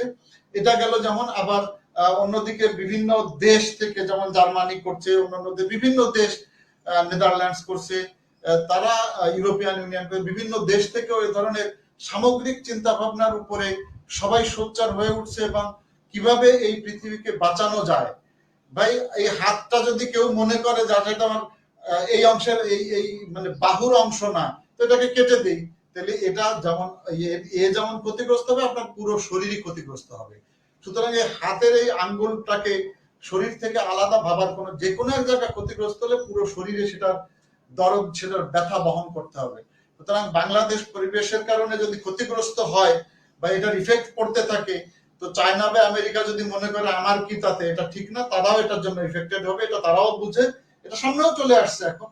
তো যাই হোক, এই ধরনের আন্তর্জাতিকভাবে এই প্রোগ্রামগুলো, বিভিন্ন প্রোগ্রাম, আরো লম্বা লিস্ট আমি দিয়েছি, এইগুলা গ্রহণ করা হচ্ছে এবং বিশ্ব সোচ্চার যথেষ্ট। যে কোনো ইস্যুই আসুক না কেন, এখন এই যে ট্রাম্প ক্ষমতায় থাকাকালে কিছু গড়বড় বাঁধিয়েছে, যখন জো বাইডেন এসেছেন, এসেই উনি প্রথম দিনে ক্লাইমেট চেঞ্জের যে প্যারিস ট্রিটি যেটা ছিল চুক্তি, সেখানে প্যারিস ক্লাইমেট চুক্তিতে উনি সই করেছেন। আবার কপ হতে যাচ্ছে, দেখা যাক গ্লাসগোতে কপ হবে, সেটারও প্রস্তুতি হয়ে গেছে। তো এ ধরনের আন্তর্জাতিক বিভিন্ন উদ্যোগ বিভিন্ন অঙ্গন থেকে নেওয়া হয়েছে। এমনকি কিয়োটো প্রোটোকল বা বালি অ্যাকশন প্ল্যান, সেগুলোও যদি আমরা দেখি, কিয়োটো প্রোটোকলের উদ্দেশ্যই ছিল যে 37টা দেশের কথাই বলা হয়েছিল সেই সময়, বড় বড় বিশ্বের যারা ধনী দেশগুলো, তাদেরকে কিয়োটো প্রোটোকলের অ্যানেক্স 1 যেটা করা হয়েছিল, উন্নত দেশগুলো বলা হয়েছিল যে এদের কারণে ক্ষতিগ্রস্ত হচ্ছে। সুতরাং 2008 থেকে 2012 সাল একটা সময় বেঁধে দেওয়া হয়েছিল। 2008 থেকে 2012-র ভিতরে কমপক্ষে 8% কার্বন এমিশন এই উন্নত দেশগুলোকে কমাইতে হবে, হ্রাস করতে হবে। এটা বলা হয়েছিল যে এদের বেসলাইন হলো 1990, মানে 1990 সালের তুলনায় 2008 থেকে 12-র ভিতরে অ্যানেক্স 1, এই অ্যানেক্স 1টা মনে রাখেন, এই দুটো ভিন্ন অ্যানেক্স 1, এটা হলো আপনার কিয়োটো প্রোটোকলের অ্যানেক্স। আমরা প্যারিস ট্রিটিতে কিন্তু আরেকটা বা ইউএনএফসিসির অন্য অ্যানেক্স আছে, সেটা পরে দেখব। সেখানে 1990 এর তুলনায় কিয়োটো প্রোটোকলে 8% গ্যাস এমিশন কমিয়ে আনতে বলা হয়েছিল। এই সময় বেঁধে দেওয়া এবং নির্দিষ্ট হারকে বেঁধে দেওয়ার কারণে দুঃখজনকভাবে কিয়োটো প্রোটোকলটা ফেল করেছে। আমেরিকা তো এটাতে সই করলেও রেটিফাই করে নাই, তারা তাদের সংসদ যেটা কংগ্রেস এটাকে অনুমোদন দেয় নাই, সুতরাং আমেরিকা প্রথম থেকেই ছিল না। এরপরে 2012 সালের দিকে যখন প্রথম এই ফেজ শেষ হতে যায় তখন কানাডা বের হয়ে চলে গেছে। এরপরে সেকেন্ড ফেজে এসে আপনার নিউজিল্যান্ড, জাপান এই ধরনের কিছু দেশ ওখান থেকে বের হয়ে গেছে। আলটিমেটলি আর কিয়োটো প্রোটোকল থার্ড ফেজে গিয়েছে যদিও দোহা থেকে 2020 থেকে 2021 থেকে তৃতীয় ফেজ শুরু হয়েছে আনলিমিটেড সময়ের জন্য, বাট এটা আর বিভিন্নভাবে কাজ করছে না। কিছুটা কাজ তারা করেছিল কার্বন এমিশন কমানোর জন্য।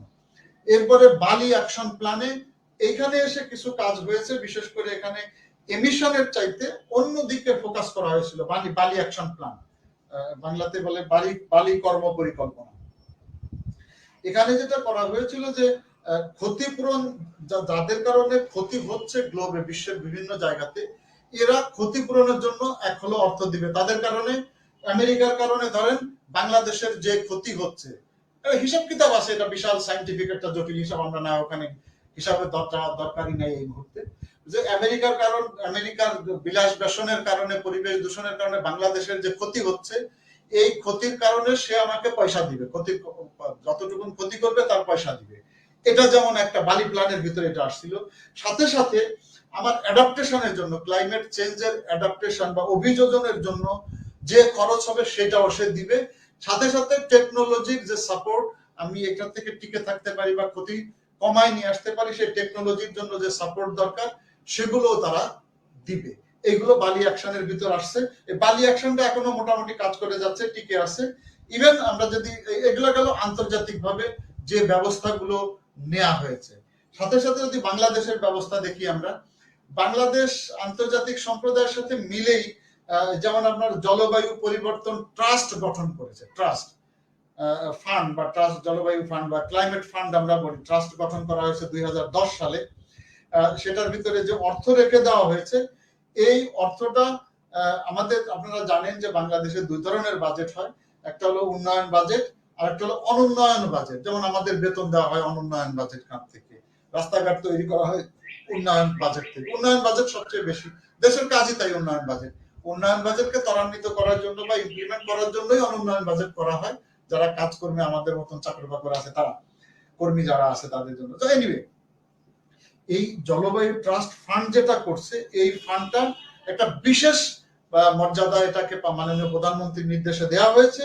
সেটা হলে যেটা উন্নয়ন বা অনুন্নয়ন কোনো বাজেটেই থাকবে না, এটা আলাদা একটা বিশেষ ফান্ড, মানে একদম সেপারেট করে দেওয়া হয়েছে উন্নয়ন অনুন্নয়ন থেকে, যাতে এটা যে কোনো সময় যে কোনো প্রয়োজনে এটাকে ব্যবহার করা যেতে পারে, কারোর সাথে মিলিয়ে না দিয়ে সিঙ্গেল আউট করা হয়েছে এটাকে কাজের সুবিধার জন্য।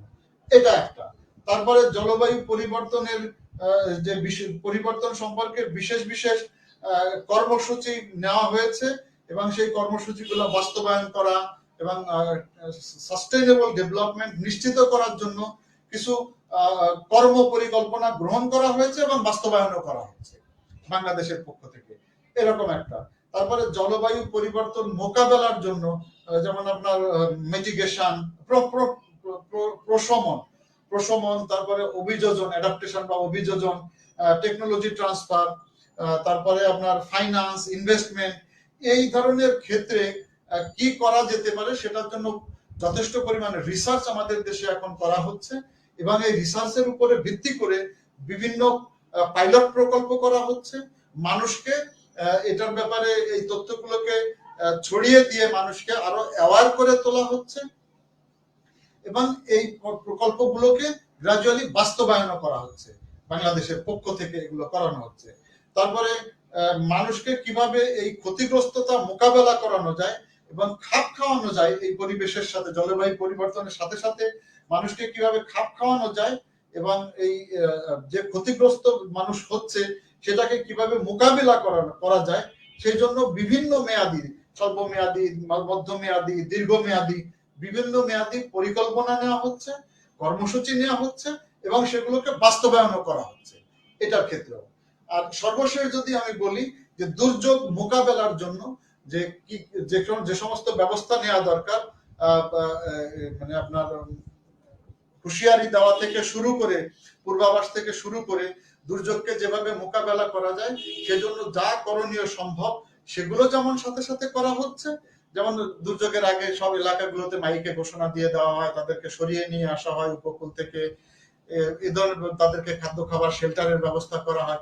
আগের ব্যবস্থা, দুর্যোগ যখন ঘটে যায় তখন এই লোকজনগুলোকে আবার সাহায্য দিয়ে তাদেরকে দুর্যোগ পরবর্তী ত্রাণ বা বেঁচে থাকার যে জরুরি কার্যক্রম এগুলো সরকার সমানভাবে করে। ইভেন এত সুন্দরভাবে বাংলাদেশ এগুলোকে ম্যানেজ করছে, দুর্যোগ বা ডিজাস্টার ম্যানেজমেন্ট যদি বলি, বাংলাদেশ এত ভালোভাবে করছে যেটা দেখার জন্য অনেক উন্নত দেশ আমাদের এখানে শুধু আমাদের অ্যাপ্রিসিয়েটই করেন, আমাদের দেশে আসে, আমাদের এখান থেকে ট্রেনিংও নিয়ে যায়। যেমন আমেরিকান আর্মিরা, তারা আমাদের আর্মিদের কাছ থেকে এই ডিজাস্টার ম্যানেজমেন্টের উপরে ট্রেনিং নিয়েছে, এখনো নিচ্ছে। বিশ্বের অনেক দেশ, শুধু আমি আমেরিকা বললাম যেহেতু সবাই আমরা আমেরিকা করি এই জন্য বললাম। এগুলো আন্তর্জাতিক গেল, বাংলাদেশ প্রেক্ষাপট গেল। বাংলাদেশ এগুলো হলো যাগুলো করে ফেলেছে, বাংলাদেশের আরো কিছু করণীয় আছে সেটাও আমরা চিন্তায় রাখবো। যেমন কার্বন নিঃসরণ যাতে বিশ্বের বড় বড় দেশগুলো করে এজন্য গলা ফাটাইতে থাকবো, এটা বন্ধ করব না। মিছিল মিটিং প্ল্যাকার্ড ফেস্টুন ব্যানার এগুলো আমরা বন্ধ করব না। তার মানে এগুলোর ব্যাপারে তোমরা কার্বন এমিশন বন্ধ করো, কমাও কমাও, এই চিৎকার আমরা যেখানে যখন সুযোগ পাবো এটা আমরা করতে থাকবো। এটা আমরা করছি, এটাকে আরো জোর গলা আমরা বলতে থাকবো, এটা ভবিষ্যৎ করণীয় হিসাবে আমরা বললাম। তারপরে আমাদের জলবায়ু পরিবর্তনের জন্য যে ক্ষতি হচ্ছে সেই ক্ষতি এবং সেটার অভিযোজনের জন্য যে পরিমাণ অর্থ পাওয়ার কথা, এটা তো অলরেডি চুক্তিতে চলে আসছে। সেই অর্থগুলো আদায়ের জন্য আমাদের আরো বেশি চেষ্টা করে যেতে হবে। তারপরে আমাদের যে সমস্ত মানুষ রিফিউজি হয়ে যাচ্ছে, ক্লাইমেট রিফিউজি, সে কেন শুধু চিটাগাং, কক্সবাজার, খুলনা আর পটুয়াখালীতে বা বরিশালে এসে তার জীবন গড়ে উঠাবে বা ঢাকায় এসে জীবন গড়ে উঠাবে? কেন? এ তো বাংলা পৃথিবীরই মানুষ। সুতরাং পৃথিবীর একটা দায়িত্ব এখানে আছে তাদেরকে। আজকে আফগানিস্তানে সমস্যা হয়েছে, আমেরিকা বাংলাদেশকে অনুরোধ করছে জায়গা দাও। মিয়ানমারে রোহিঙ্গারা তাদেরকে মেরে তাড়িয়ে দেওয়া হচ্ছে, তাদেরকে বাংলাদেশ জায়গা দিচ্ছে। তো বাংলাদেশকে কে জায়গা দিবে? বিশ্বের এই জন্য দেন দরবার বিশ্বের সাথে আমাদেরও করা উচিত যে এইটার জন্য আমরা দায়ী না, তোমরা বিশ্বের বড় বড় দেশগুলো, উন্নত দেশগুলো তোমরা দায়ী। সুতরাং এই যে ক্লাইমেট রিফিউজি, এদের মাইগ্রেশন বা এদের অভিবাসন তোমাদের ওখানে করতে দিতে হবে। এটা বলা শুরু করি, মানে আমি বন্দুক চাইলে অন্তত পিস্তল তো পেতে পারি। এটার জন্য আমাদের জোরে সোরে বলা এখনই সময়। আর একটা হলো যে green economy, green climate fund একটা তৈরি করা হয়েছে, আপনারা জানেন, গ্রিন ফান্ড নামে, যে যত বেশি আমরা পরিবেশ দূষণ রোধ করতে পারি, যত বেশি পরিবেশ থেকে কার্বনের এমিশন কমাইতে পারি এবং যে পরিমাণ কার্বন আছে সেটাকে শোষণ করে নিয়ে যেতে পারি, একটা সোজা কথা গ্রিন পরিবেশ যাতে আমি করতে পারি, সেজন্য যে অর্থের প্রয়োজন সেটাও আমাদেরকে দেওয়ার কথা, আমাদের মতো যারা ক্ষতিগ্রস্ত দেশ তাদেরকে দেওয়ার কথা। সেটা পাওয়ার জন্য আমরা আরো বেশি চেষ্টা করে যাব সবার কাছ থেকে, এটা আরো বেশি আমাদের দরকার। তারপরে যে সমস্ত উদ্বাস্তু হয়ে আছে উপকূল থেকে যারা সরে চলে আসছে, তারা যেন তাদের জন্য যে সাহায্যটা পুরো বিশ্ব দিচ্ছে, বাংলাদেশের সরকার দিচ্ছে, এটা যেন তাদের হাতে পৌঁছায়, এটা নিশ্চিত করতে হবে। আর আরেকটা হলো যে এই যে টাকাগুলো আমরা ফান্ড বললাম, ওই যে ক্লাইমেট ট্রাস্ট যেটা বললাম, জলবায়ু ট্রাস্ট, তারপরে অভিযোজন ফান্ড, গ্রিন ক্লাইমেট ফান্ড, এই ধরনের যত ফান্ড আছে, এই সমস্ত ফান্ড থেকে যে টাকাগুলো এক জায়গায় আমরা করি, যে টাকাগুলো আমরা পাই, এগুলো যে খরচ হচ্ছে সেগুলো ঠিকমতো মনিটর করা। এমন যেন না হয় যে যাদের জন্য টাকা তাদের পিছনে খরচ না করে, এটা আমি দামি পাজেরো গাড়ি কিনে খরচ করা শুরু করলাম। আমি প্রজেক্টের একজন কর্মকর্তা, তো বাস 5টা গাড়ি কিনে শুরু করে দিলাম চালানো। হোটেলে যে বাস 5 স্টার হোটেলে থেকে $500 করে প্রতি নাইট খরচ করা শুরু করলাম। এইভাবে যেন না হয়, আমার বিলাস বেসনে কমিয়ে দিয়ে যাদের জন্য টাকাটা তাদের জন্য যেন ব্যবহার হয়, এটা ঠিকমতো মনিটর করা। আর সর্বোপরি হলো ট্রান্সপারেন্সিকে ইনশিওর করা, স্বচ্ছতা নিশ্চিত করা। যে ফান্ড আমার ব্যবহার হচ্ছে এটা যেন ব্যবহারই হয় জায়গা মতো। সোজা সহজ কথায় যদি বলি, আমি যেন এটা চুরি করে না খাই, যে সাধারণ মানুষ যারা ক্ষতিগ্রস্ত হচ্ছে, যাদের জন্য এসছে, সে রাস্তাঘাট তৈরির জন্য হতে পারে, বিল্ডিং ভবন তৈরির জন্য হতে পারে, রিসার্চের জন্য হতে পারে, এইগুলা যেন তসরুপ না হয়।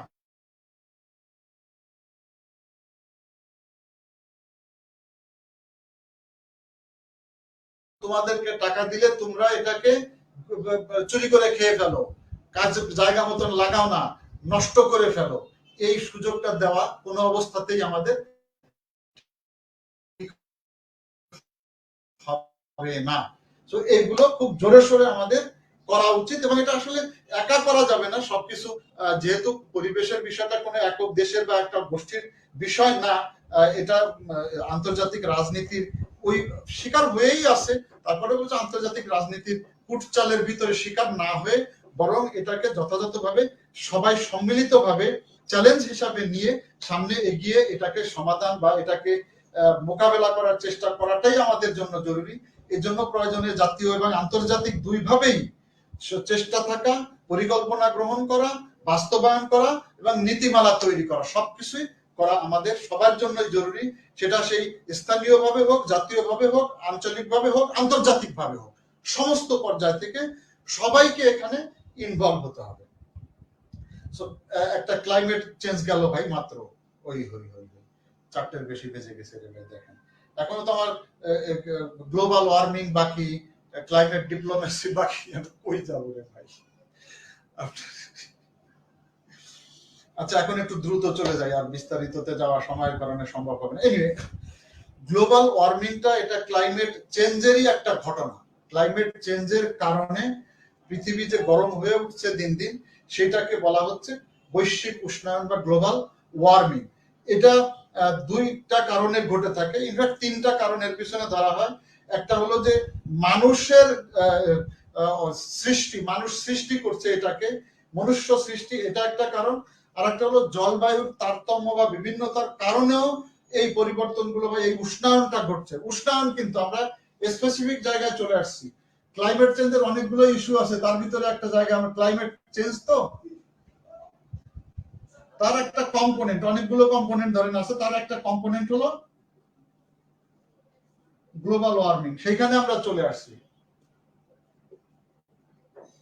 Global warming. কারণ এটাই সবচেয়ে বড় ক্ষতির বিষয় বলা হচ্ছে। একটা তো আমরা ক্লাইমেট চেঞ্জ ধারণা দিলাম, তার একটা অংশ হলো গ্লোবাল ওয়ার্মিং, কি আমরা সেটা দেখলাম।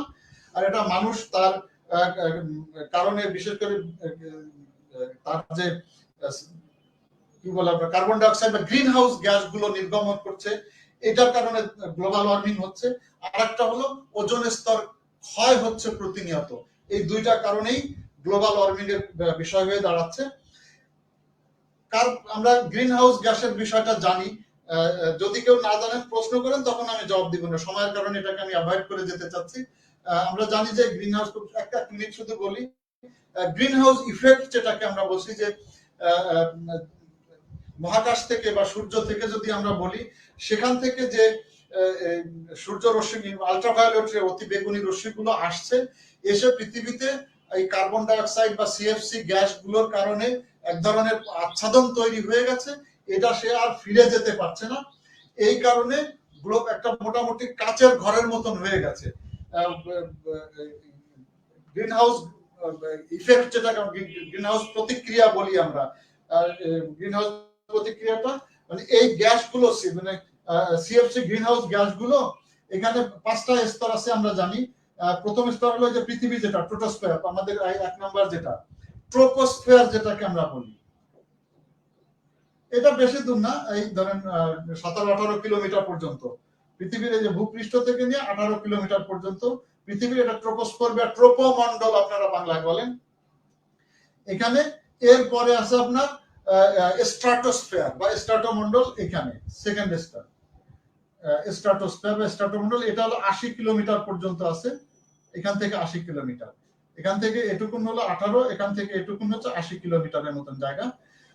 এইটাই আমাদের বড় কনসার্ন। এরপর আরো 3টা লেয়ার আছে, আমরা ওদিকে না হয় নাই গেলাম। যে মানে গ্যাসগুলো, কার্বন ডাই অক্সাইড সহ যে গ্রিন হাউস গ্যাসগুলো হয় কি, এইখানে চলে এসে এই ঘন হয়ে দাঁড়িয়ে যায়। দাঁড়ানোর কারণে যে তাপটা পৃথিবীতে ছিল এ আবার পৃথিবীতে ফিরে এসে আরো গরম করে তোলে। এটা হলো গ্রিন হাউস ইফেক্ট। বিস্তারিত বলা যেত, আমি গেলাম না, আপনারা না বুঝলে বলেন, আমি পরে আবার বুঝাই দিব। যে কাচের ঘরের তুলনা দেওয়া হয়, যে কাচের ঘরের ভিতরে সূর্যরশ্মি ক্ষুদ্র ক্ষুদ্র আল্ট্রাভায়োলেট রে গুলো এসে বিভিন্ন বিক্রিয়ার কারণে ওখানে ওই যে রশ্মিগুলো আল্ট্রাভায়োলেট রে গুলা ছোট ছোট ছিল, এটা আরো বড় হয়ে যায়, তাদের ওয়েভলেন্থ তরঙ্গ দৈর্ঘ্য বড় হয়ে যায়, তখন আর ওই কাচের ঘর থেকে বের হয়ে যেতে পারে না। ছোট ছিল বিধায় ভিতরে ওই কাচের ছিদ্রের ভিতর দিয়ে ঢুকতে পেরেছে। কাচের ছিদ্র আমরা খালি চোখে দেখি না, কিন্তু যখন নিচে চলে আসে, মাটির নিচে গাছগালা বিভিন্ন কারণে ও তরঙ্গ দৈর্ঘ্য গুলো বড় হয়ে যায়, আর তখন বাধাপ্রাপ্ত হয়ে যায়। ওই যে ছিদ্র ছিল কাচের, ওর ভিতর দিয়ে বের হতে পারে না, ওই কাচের ভিতরে থেকে ওর ভিতরে গরমকে আরো গরম বাড়িয়ে দেয়। এই গ্রিন হাউস সিস্টেমে শীত প্রধান দেশগুলোতে ফসল তৈরি করা হয় গরম গরম রাখার জন্য, ঘর বা ক্ষেত জমি ক্ষেতগুলোকে গরম রাখার জন্য, নাহলে বেশি ঠান্ডায় মরে যায়। এই জন্য এটাকে গ্রিন হাউস ইফেক্ট বলা হয়ে থাকে। আর ওজোন স্তরের ক্ষয় আমরা জানি যে আমাদের যে পৃথিবীর অংশ যেটা আছে ট্রোপোস্ফিয়ার বা ট্রোপোমন্ডল, এটা ধরেন পৃথিবী পৃষ্ঠ, এখান থেকে 18 কিলোমিটার। এই সিএফসি গ্যাসগুলো বা আপনার গ্রিন হাউস গ্যাসগুলো এখানে এসে জমে, কার্বন ডাইঅক্সাইড বলেন বা যাই বলেন, এখানে এসে হয় কি এরকম একদম ভারী হয়ে যায়, আস্তে আস্তে ভারী হয়ে একটা লেয়ার তৈরি করে ফেলে। তো লেয়ার তৈরি করার পরে এই যে ট্রোপোস্ফিয়ার যে বা ট্রোপোমন্ডল আমরা যেটা বলতেছি, এর পরের অংশটা আমরা দেখিয়েছিলাম স্ট্রাটোমন্ডল বা স্ট্রাটোস্ফিয়ার। স্ট্রাটোস্ফিয়ার, এই স্ট্রাটোস্ফিয়ারে হয় কি, এই স্ট্রাটোস্ফিয়ার এবং ট্রোপোস্ফিয়ার এর মাঝখানে থাকে এখানে ওজনের একটা লেয়ার, O3 ওজন, ওজনের লেয়ার থাকে। ওজন লেয়ারের কাজ ছিল দুইটা। তার কাজ ছিল এই যে পৃথিবী থেকে যে গ্যাসগুলো বা গরমগুলো যাচ্ছে, এই গরমগুলোকে এর উপরে এসে আনতে দিবে না, ও নিজে ওখানে আটকে দিবে এবং ওখানে ধরে রাখবে, উপরে এসে উঠতে দিবে না। আর এইখান থেকে যে স্ট্রাটোস্ফিয়ার থেকে যে তাপটা নিচের দিকে নামছে, সূর্যের তাপগুলো আল্ট্রাভায়োলেট রে হিসাবে, এখানে বাধাপ্রাপ্ত করে উপরে পাঠিয়ে দিবে। উপরে পাঠানোর ফলে হবে কি, স্ট্রাটোস্ফিয়ারটা গরম হবে, ট্রোপোস্ফিয়ারটা ঠান্ডা থাকবে। ট্রোপোস্ফিয়ার মানে পৃথিবীর মন্ডল, আমি যেখানে দাঁড়িয়ে আছি এটা ট্রোপোস্ফিয়ার। এটা ঠান্ডা থাকবে, এই অংশের তাপমাত্রা এদিকে আসতে পারবে না, ওজন ওকে ঠেকিয়ে দিবে। কিন্তু এই সিএফসিটা যেহেতু এইখানে, এই সিএফসির কারণে হচ্ছে কি, ওজন লেয়ারটাকে ধ্বংস করে দিচ্ছে। কিভাবে? এটা একটা কেমিক্যাল রিঅ্যাকশন, চেইন রিঅ্যাকশন বলে। এই গ্যাসগুলো, এর ভিতরে তো কার্বন আছে, মূলত কার্বনের বিভিন্ন কম্পোনেন্টের ভিতরে থাকার কারণে আমরা কার্বন ডাইঅক্সাইড, সিএফসি যাই বলি না কেন, করছে কি, এই উপরে যখন উঠলো 17-18 কিলোমিটার উঠে, এখানে যে ইউভি রে গুলো আছে, আল্ট্রাভায়োলেট রে, অতিবেগুনি রশ্মি, এর সাথে এই আপনার গ্রিন হাউস গ্যাস যেগুলো, সিএফসি গ্যাস মূলত আমরা যেগুলো বলি, এসি, ফ্রিজ, এগুলো থেকে বের হয় বেশি সবচাইতে। এটা গাড়ির কালো ধোঁয়া থেকে তো কার্বন ডাইঅক্সাইড যাই, যাই হোক, এই গ্যাসগুলো আল্ট্রাভায়োলেট রের সাথে একটা রিঅ্যাকশন ঘটে। রিঅ্যাকশন করলে ক্লোরিন তৈরি হয়, এবং এই ক্লোরিনটা সক্রিয় ক্লোরিন। ক্লোরিন এই যে কাপড়ে দিলে কাপড় পর্যন্ত ছিদ্র হয়ে যায়। আপনারা কাপড় পরিষ্কার করার জন্য ধোপারা ব্যবহার করে সাদা বানিয়ে ফেলে, সব দাগ ধাব্বা উঠায় ফেলে ক্লোরিন দিয়ে। এত জঘন্য জিনিস, এক ধরনের মারাত্মক জিনিস এটা, এই ক্লোরিন, অ্যাক্টিভ ক্লোরিন, একদম সক্রিয় ক্লোরিন। ইউভি রের সাথে সিএফসি গ্যাস এখানে এসে রিঅ্যাকশন করে অ্যাক্টিভ ক্লোরিন তৈরি করে ফেলে। ওই ক্লোরিন এই ওজনের লেয়ারটাকে আস্তে আস্তে ছিদ্র করে ফেলে। ছিদ্র করাতে কি হচ্ছে দেখেন, এই ট্রোপোস্ফিয়ার থেকে যে তাপটা, তার নিজস্ব তাপ এখান থেকে ফিরে আসার কথা ছিল, সে হচ্ছে কি পুরা ফিরে না এসে কিছুটা ওখান থেকে চলে যাচ্ছে। তার চলে যায় এই অঞ্চলটাকে, মানে এই অঞ্চলটাকে কিছুটা ঠান্ডার ভিতরে নিয়ে চলে আসছে। বিশেষত যেটা হয়, নিচের অংশগুলোর চেয়ে উপরের অংশগুলো ঠান্ডা থাকে বেশি। তাপ বলতে মানে এই তাপটা, এই ঠান্ডাটা উপরে উঠে যাচ্ছে। আচ্ছা, এইখান থেকে যে গরমটা, সূর্য রশ্মিটা এর ভিতরে এখানে বাধা পেয়ে এখান থেকে ফিরে যাওয়ার কথা ছিল, গিয়ে স্ট্রাটোস্ফিয়ারটাকে গরম করে রাখার কথা ছিল। এইটা গরম থাকাটাই দরকার আমাদের সুবিধার জন্য। এখন সেখানে কি হলো, এই ওজনের এখান থেকে ফিরে না যেতে পেরে এখানে ছিদ্রগুলো যেটা হচ্ছে, এই রেগুলো স্ট্রাটোস্ফিয়ার থেকে পৃথিবীর ভিতরে চলে আসছে, এবং ঠান্ডা হয়ে যাচ্ছে। এর গরম থাকার কথা ছিল, হচ্ছে ঠান্ডা। এর ঠান্ডা থাকার কথা ছিল, এই ঠান্ডা বাতাসগুলো ওজনের এই ছিদ্র দিয়ে উপরে চলে গিয়ে পৃথিবীকে গরম করে দিচ্ছে। সো টোটালি ওজোন লেয়ার ধ্বংস করছে, পৃথিবীকে তাপমাত্রা আরো বেশি বাড়িয়ে দিচ্ছে, দিয়ে এটা হলো ওজোন লেয়ার ক্ষয়ের জাস্ট কেমিক্যাল বিষয়টাকে আমি জানানোর চেষ্টা করলাম। এই এই ওজোন লেয়ার ধ্বংস আর এই যে সিএফসি গ্যাস টোটাল মিলে আমাদের গ্লোবাল ওয়ার্মিং হয়ে যাচ্ছে। আর একটা আছে, আমরা যারা নবাবী হলে চলতে চাইছি, বিশ্বের বড় বড় দেশগুলো, তারা তাদের আরাম আয়সের জন্য যে সমস্ত মডার্ন টেকনোলজি ব্যবহার করছে, সেটার কারণে প্রতিনিয়ত ক্লাইমেট চেঞ্জ হচ্ছে এবং পরিবেশ ক্ষতিগ্রস্ত হচ্ছে। আচ্ছা, এই ইনফ্যাক্ট ওজনের বিষয়টাকে যখন ধরা পড়েছে 1997 সালে মন্ট্রিয়াল চুক্তি, মন্ট্রিয়াল প্রোটোকল আপনাদের মনে থাকবে, 1997 সালের সেপ্টেম্বর মাসে হয়েছিল, এটা খুব সম্ভবত 16 সেপ্টেম্বর হবে। এই মন্ট্রিয়াল প্রোটোকলে প্রথম এই ওজনের বিষয়টাকে চুক্তিবদ্ধ করা হয়। সেটাও অনেক ধরনের খুঁড়িয়ে খুঁড়িয়ে চলছে। সেখানে এই সিএফসির উৎপাদন বন্ধ করতে বলা হয়, প্রথম হলো হ্রাস করা, বন্ধ করা এবং এর ব্যবহারকে নিয়ন্ত্রণ করার ব্যাপারে এই চুক্তিটা বা এই প্রোটোকলটা সাইন করা হয়েছিল। সো গ্লোবাল ওয়ার্মিং কি, কেন হয়, সেটা আমরা বুঝলাম। কয়টা বাজে ভাই? 4:21 বেজে গেছে। আচ্ছা ঠিক আছে, আমাকে আর 5-7 মিনিট অন্তত সময় দেন ভাই, বা 10 মিনিট সময় দেন দয়া করে। 4:20-21 তো 10-15 মিনিটে আমি পেরে যাবো ইনশাল্লাহ। আমি জলবায়ু কূটনীতিটা শুধু আমি আলাপ করতে চাচ্ছিলাম, এটা প্রয়োজন আপনাদের জন্য। আমরা জলবায়ু বুঝছি, গ্লোবাল ওয়ার্মিং বুঝেছি, এখন স্পেস একদম পরিষ্কার আমরা কূটনীতির ভিতরে ঢুকতে চাই। জলবায়ু কূটনীতি, জলবায়ু কূটনীতি হলো জলবায়ু পরিবর্তনের কারণে যে ক্ষতিকর প্রভাব পড়ছে পৃথিবীতে, এই ক্ষতিকর প্রভাব থেকে পৃথিবীকে বাঁচানো, সাথে সাথে সাস্টেইনেবল ডেভেলপমেন্ট যাতে পৃথিবীতে হয় সেটাকে নিশ্চিত করা। একটা হলো ক্ষতিকর প্রভাব থেকে এই গ্লোবকে বাঁচানো, সাথে সাথে আপনার টেকসই উন্নয়ন যেন হতে পারে সেটাকে নিশ্চিত করা। এটার জন্য দ্বিপাক্ষিক বা আঞ্চলিক বা আন্তর্জাতিক যে কূটনৈতিক উদ্যোগগুলো গ্রহণ করা হয় এই দুই কাজের জন্য, সেই উদ্যোগগুলোকে জলবায়ু কূটনীতি বলা হয়ে থাকে। তার মানে এটা স্পেসিফিক জলবায়ুর কারণেই কূটনীতি একটা অংশ। এটা কূটনীতিতে অনেক কিছু আছে, তার একটা কম্পার্টমেন্ট হলো এটা। যেমন এটা খুব বেশি দিন আগেকার না, এটা গত সেঞ্চুরিতেই শুরু হয়েছে। এই এই এই ফিনোমেননটা, প্রপঞ্চ যদি বলেন কূটনীতি, এই নামটা যে জলবায়ু কূটনীতি, এই বিষয়টা, এবং এই সেঞ্চুরির শুরুর দিকে, একবিংশ শতাব্দীর শুরুর দিকে এটা খুব বেশি করে আলোচনায় চলে এসছে। বিংশ শতাব্দীর শেষের দিকে এটা শুরু হয়েছে, এখন বেশি করে আলোচনায় এটাকে চলে আসছে। কূটনীতি মানেই হলো আপনার দেন দরবার করা, আলোচনা করা, নেগোসিয়েশন করা। সেই দেন দরবারের বিষয়গুলো দিন দিন এটা আরো বেশি প্রয়োজন হয়ে দাঁড়াচ্ছে। তার মানে এখানে এর ভিতরে যে বিষয়গুলো থাকবে জলবায়ু কূটনীতির মধ্যে, সেখানে জলবায়ু পরিবর্তনে যে সমস্ত দেশ ক্ষতিগ্রস্ত হচ্ছে, যেমন আমরা বাংলাদেশ বা যে দেশগুলোর কথা বললাম, তারা কিভাবে তাদের স্বার্থ রক্ষা করতে পারে। কারণ যারা বড় দেশ, তারা কিন্তু তাদের স্বার্থকে জলাঞ্জলি দিবে না বা কমাতেও চাইবে না। তারা আমার ঘাড়ের উপরে দিয়ে বাস কাঁঠাল ভেঙে খেতে চাইবে। সেই ক্ষেত্রে আমার ওকে বিরক্ত করেও আমি পারবো না, সাথে সাথে আমার স্বার্থকে উদ্ধার করতে হবে। আমি ক্ষতিগ্রস্ত হতে চাই না, তোমার অন্যায়ের কারণে আমি কেন ভুগবো। ও মানে এক্স এর দোষে ওয়াই এর ফাঁসি হওয়াটা তো এটা কোনো আইনে নাই পৃথিবীতে। সো এনিওয়ে, এই ক্ষতিগ্রস্ত রাষ্ট্রগুলো কিভাবে ক্ষতি থেকে বাঁচতে পারে, কিভাবে তার স্বার্থগুলোকে উদ্ধার করতে পারে বা স্বার্থ রক্ষা করতে পারে, তার টিকে থাকতে পারে পৃথিবীতে।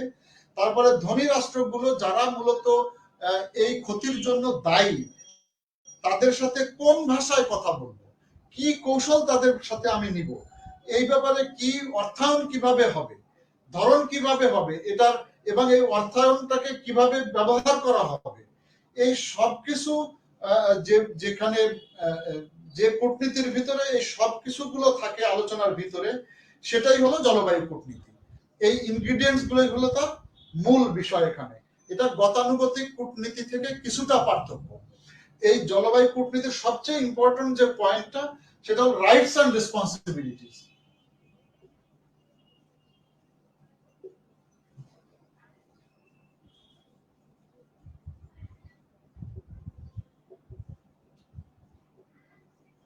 রাইটস এন্ড রেসপন্সিবিলিটিস তার মানে আপনার বাংলা কি হবে এটা? রাইটস এন্ড দায়িত্ব এবং রাইটস মানে অধিকার এবং দায়িত্ব। এটা নর্মাল কূটনীতিতে না, প্রচলিত গতানুগতিক কূটনীতি বা ডিপ্লোমেসিতে এই রাইটস এন্ড রেসপন্সিবিলিটি নাই। এটা এই স্পেসিফিক্যালি এই ক্লাইমেট ডিপ্লোমেসিতেই আছে। সেটা কি জিনিস? রাইট মানে হলো আমার পৃথিবীতে বেঁচে থাকার অধিকার আছে, এটা হলো আমার অধিকার। আর যখনই অধিকারের প্রশ্ন আসবে তখন সেখানে একটা দায়িত্বেরও প্রশ্ন আসবে। আমি যে পৃথিবীতে বেঁচে থাকবো সেই পৃথিবীকে ভালো রাখাটা আমার দায়িত্ব। সুতরাং এটা আমার একার কাজ না, এটা সবার কাজ। এই রাইটস এন্ড রেসপন্সিবিলিটিসকে এই ক্লাইমেট ডিপ্লোমেসিতেই স্বীকার করে শুধু নেওয়া হয় না, এটাই মূল হিসাবে নিয়ে আসা হয় জলবায়ু নেগোসিয়েশনের। সবচেয়ে স্বীকৃত বিষয় হলো এইটা, যেটা গতানুগতিক কূটনীতিতে নেই। তার মানে আমি আপনার দয়া চাইতেছি না, এই যে অভিযোজন ফান্ড বা ওই ট্রাস্ট ফান্ড অথবা ক্ষতি যে ড্যামেজ ফান্ড, এই ফান্ড গুলো আমি চাইতেছি, আপনার কাছে আমি দয়া চাইতেছি না। এটাই হলো বিষয়, এখানে মূল বিষয়। দয়া চাইতেছি না, বরং আমি আপনার উপরে দয়া করছি। আপনি আমার ঘাড়ের উপরে বসে আছেন, কাঁঠাল ভাঙছেন আমার মাথার উপর দিয়ে। সুতরাং এই যে যে বিষয়গুলো, এটা আমার দয়া বা অনুগ্রহের বিষয় না, বরং এই যে যে কার্বন ডাই অক্সাইড আপনারা নিঃসরণ করছেন, এটা বন্ধ করবেন এবং ক্ষতিগ্রস্ত দেশকে সহায়তা করবেন। এই জিনিসটা রাইটস এন্ড রেসপন্সিবিলিটিজ এর আন্ডারে পুরো বিশ্ব এই ক্লাইমেট ডিপ্লোমেসিতে স্বীকার করে নিয়েছে, যেটা কোনো দয়ার বিষয় না, বরং কার্বন নিঃসরণ বন্ধ করা বিশ্বের বড় দেশগুলো বা যারা বেশি কার্বন নিঃসরণ ঘটাচ্ছে তাদের জন্য এটা জরুরি। এবং এটা যারা ঘটিয়ে ফেলেছে, যাদের উপরে গিয়ে এই সমস্যাগুলো তৈরি হচ্ছে, তাদেরকে ক্ষতিপূরণ দেওয়াটা এদেরই দায়িত্ব, এদেরই রেসপন্সিবিলিটি, এই যারা এটা তৈরি করে দিয়েছে। এই সারা বিশ্বে ক্লাইমেট চেঞ্জের কারণে যে ক্ষতিগুলো হয়েছে, গ্লোবাল যে ইনিশিয়েটিভ গুলো নেওয়া হয়েছে, সেটার একটা লিস্ট দেয়া আছে। আমি এটা পড়ে আর নষ্ট করছি না, একদম প্রায় 24টার একটা তালিকা আমি দিয়ে দিয়েছি, আপনারা দেখে দিন যে কি কি ইনিশিয়েটিভ নিয়েছে। যেমন ইউএনএফসিসি করা হয়েছে, আইএনসি করা হয়েছে, বালি কনফারেন্স করা হয়েছে, মন্ট্রিয়াল করা হয়েছে, বিভিন্ন এরকম 24টা উদ্যোগের লিস্ট এখানে দেওয়া আছে। এটা আপনারা লিস্টগুলো আছে, দেখে নিন।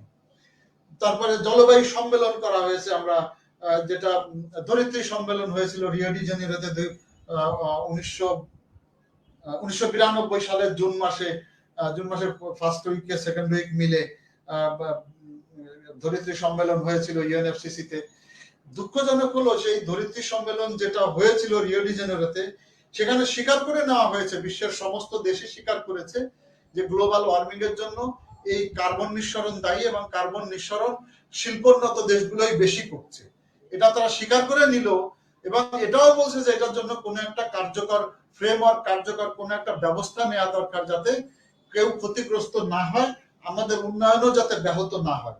দুঃখজনক হলেও আজ পর্যন্ত যতগুলো মিটিং এর ভিতরে হয়েছে একটা সার্বজনীন রূপ দেওয়ার জন্য এটাকে, সে লন্ডনে হয়েছে, মেক্সিকোতে হয়েছে, আপনাদের মনে আছে মেক্সিকো সিটিতে, ক্যানকুনে হয়েছে, ডারবানে হয়েছে দক্ষিণ আফ্রিকায় 2011 সালে, দোহাতে হয়েছে, এবং প্রত্যেকটা ব্যর্থ হয়েছে।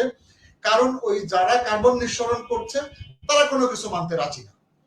সে ট্রাম্প বাবু হোক, ইভেন ইন্ডিয়া, তারাও এটাকে মানতে রাজি না, কমাতে রাজি না, কারণ তাদের উন্নয়ন দরকার। চায়না, ব্রাজিল, রাশিয়া, বড় বড় দেশগুলো তারা এরা মেনে নিচ্ছে না। এখন জলবায়ু কূটনীতির সাথে বাংলাদেশ কিভাবে এটাকে পার্সু করছে সেটাও আমাদের একটু দেখা দরকার। তার মানে বিষয়টা হলো জলবায়ু কূটনীতি সাথে সাথে বাংলাদেশের অবস্থান, বাংলাদেশ কিভাবে সেই কূটনীতিকে পার্সু করছে। দেখেন, আমরা এর ভিতরে অলরেডি এগুলাকে বলে আসছি যে মোটামুটি এখন আমরা সামারাইজ করতে পারি যে বিভিন্ন গবেষণায় দেখা যাচ্ছে যে বাংলাদেশ এটার জন্য দায়ী না, এই ক্লাইমেট চেঞ্জের জন্য, কিন্তু সে ক্ষতিগ্রস্ততার তালিকায় 1 নম্বরে রয়েছে। আমরা এটা আলাপ করে এসেছি বিভিন্ন অবস্থান দিয়ে। এই জিনিসটা বাংলাদেশ তার মানে প্রচার প্রচারণা, তথ্য, গবেষণা, ডেটা সবকিছু দিয়ে এবং বিশ্বের অন্যান্য অর্গানাইজেশন গুলো সারা বিশ্বের দেশ সবাইকেই বোঝাতে সামর্থ্য হয়েছে যে হ্যাঁ, আমরা এটার জন্য দায়ী না, কিন্তু ক্ষতিগ্রস্ত হচ্ছি। সেই ইউএনএফসিসি বলেন, ইউএনইপি বলেন, যেখানেই বলেন, বা কোনো একক দেশকে বলেন, রিজিওনাল ভিত্তিতে বলেন, সবাইকে বাংলাদেশ অন্তত এই জিনিসটা বোঝাতে পেরেছে যে আমরা ক্ষতিগ্রস্ত হচ্ছি এবং 1 নাম্বার ক্ষতিগ্রস্ত হচ্ছি, এটার জন্য আমরা দায়ী না, তোমরা এটাকে ঠেকাও। এটা একটা। তারপরে দ্রুত যে তাপমাত্রা বাড়ছে, এটার জন্য যেমন আপনার প্রাকৃতিক সম্পদকে প্রচুর ভাবে বেহিসাবি ভাবে ব্যবহার করা হচ্ছে। তারপরে শিল্প উৎপাদন বাড়াতে গিয়ে শিল্প দ্রব্যের যে বর্জন, শিল্প বর্জ্য, যে পরিবেশ নষ্ট করছে, কালো ধোঁয়া শিল্পের, সেগুলা বের হওয়ার কারণে পরিবেশকে নষ্ট করে, কার্বন ডাইঅক্সাইড পরিবেশকে নষ্ট করে ফেলছে। তারপরে মানুষের অবিবেচনা প্রসূত আচরণ, যেমন আমরা এই যে চিপস খেয়ে রাস্তার উপরে ফেলে দিলাম, এই ধরনের যে ব্যবহারগুলো আছে, আমরা বা পলিথিন বাজার করে এনে ওইটাকে বাস ফেলে দিলাম ড্রেনের মধ্যে, আস্তে আস্তে আমি আমাকে ক্ষতিগ্রস্ত করছি। ইভেন আমার ব্যবহৃত স্পঞ্জের স্যান্ডেলটা ওইখানে নিয়ে ফেলে দিলাম, ছিঁড়ে গেছে ফেলে দিলাম।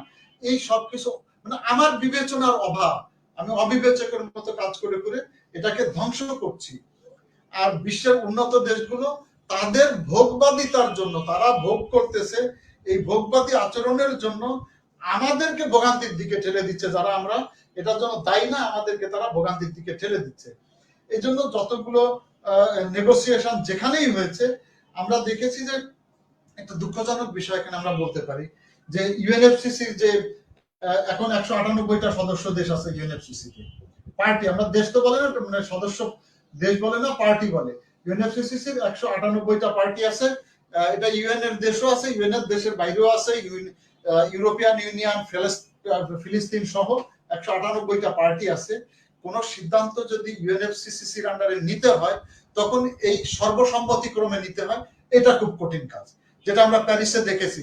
আমেরিকা বাস মানি না আমি, তো একজন যখনই মানি না বলে দিল, তখন এটা আবার পুরো এক্সারসাইজটাই ধ্বংস হয়ে যাওয়ার পথে। তো এটা সবচেয়ে নেগেটিভ একটা বিষয় ইউএনএফসিসির ক্ষেত্রে, বা পরিবেশ আলোচনায় বা ক্লাইমেট নেগোসিয়েশনের ক্ষেত্রে। এই ক্ষেত্রে কিন্তু বাংলাদেশ হয়েছে কি যে এটা বাংলাদেশ, আপনারা জানেন যে ইউএনএফসিসি দুইটা অ্যানেক্সার আছে, একটা হলো অ্যানেক্স অন, এই অ্যানেক্স অনের আন্ডারে একটা আছে অ্যানেক্স 2, আর একটা হলো নন অ্যানেক্স অন,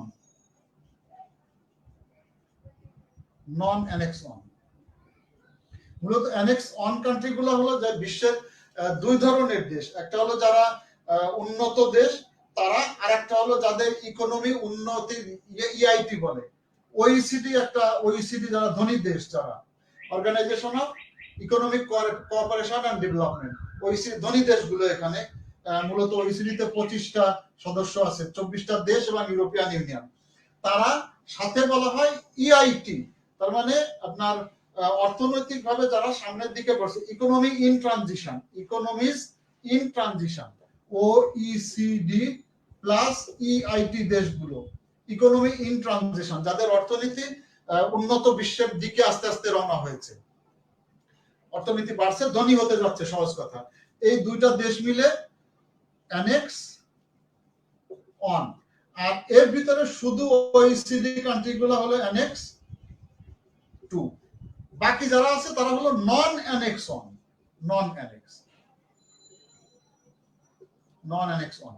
এখানে কিছু দায়িত্ব ইউএনএফসিসি তে দিয়ে দেওয়া হয়েছে, সেটা বলা হচ্ছে যে এই অ্যানেক্স 2 কান্ট্রি যারা আছে, অ্যানেক্স 2 ভুক্ত কান্ট্রি গুলো অ্যানেক্স অনের ইআইটি যারা আছে, বাকি যেগুলা ইআইটি এবং নন অ্যানেক্স, এই দুই ধরনের দেশগুলোকে টেকনোলজিক্যাল সাপোর্ট থেকে গ্রিন টেকনোলজির জন্য যা যা করা দরকার, পরিবেশ বান্ধব প্রযুক্তি, ট্রেনিং, যা যা প্রয়োজন হয় সেগুলো দিবে। এটা হলো একটা শর্ত।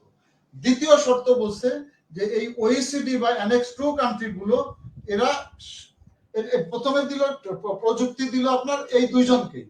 এখন বলছে যে আর্থিক ক্ষতিপূরণ, একটা হলো ক্ষতিপূরণ, আর একটা দিবে সে সহায়তা, অভিযোজনের জন্য সহায়তা। একটা হলো যে ক্ষতি করছে সেটার ক্ষতিপূরণ, আর একটা হলো সামনে যাতে ক্ষতি না হয়, এটা পরিবেশ অ্যাডাপ্টেশন, মিটিগেশন, এই সমস্ত কারণে অভিযোজনের জন্য আরো সে তহবিল দিবে, সহায়তা করবে। এই দুই ধরনের ফাইন্যান্সিয়াল বিষয়গুলো দিবে,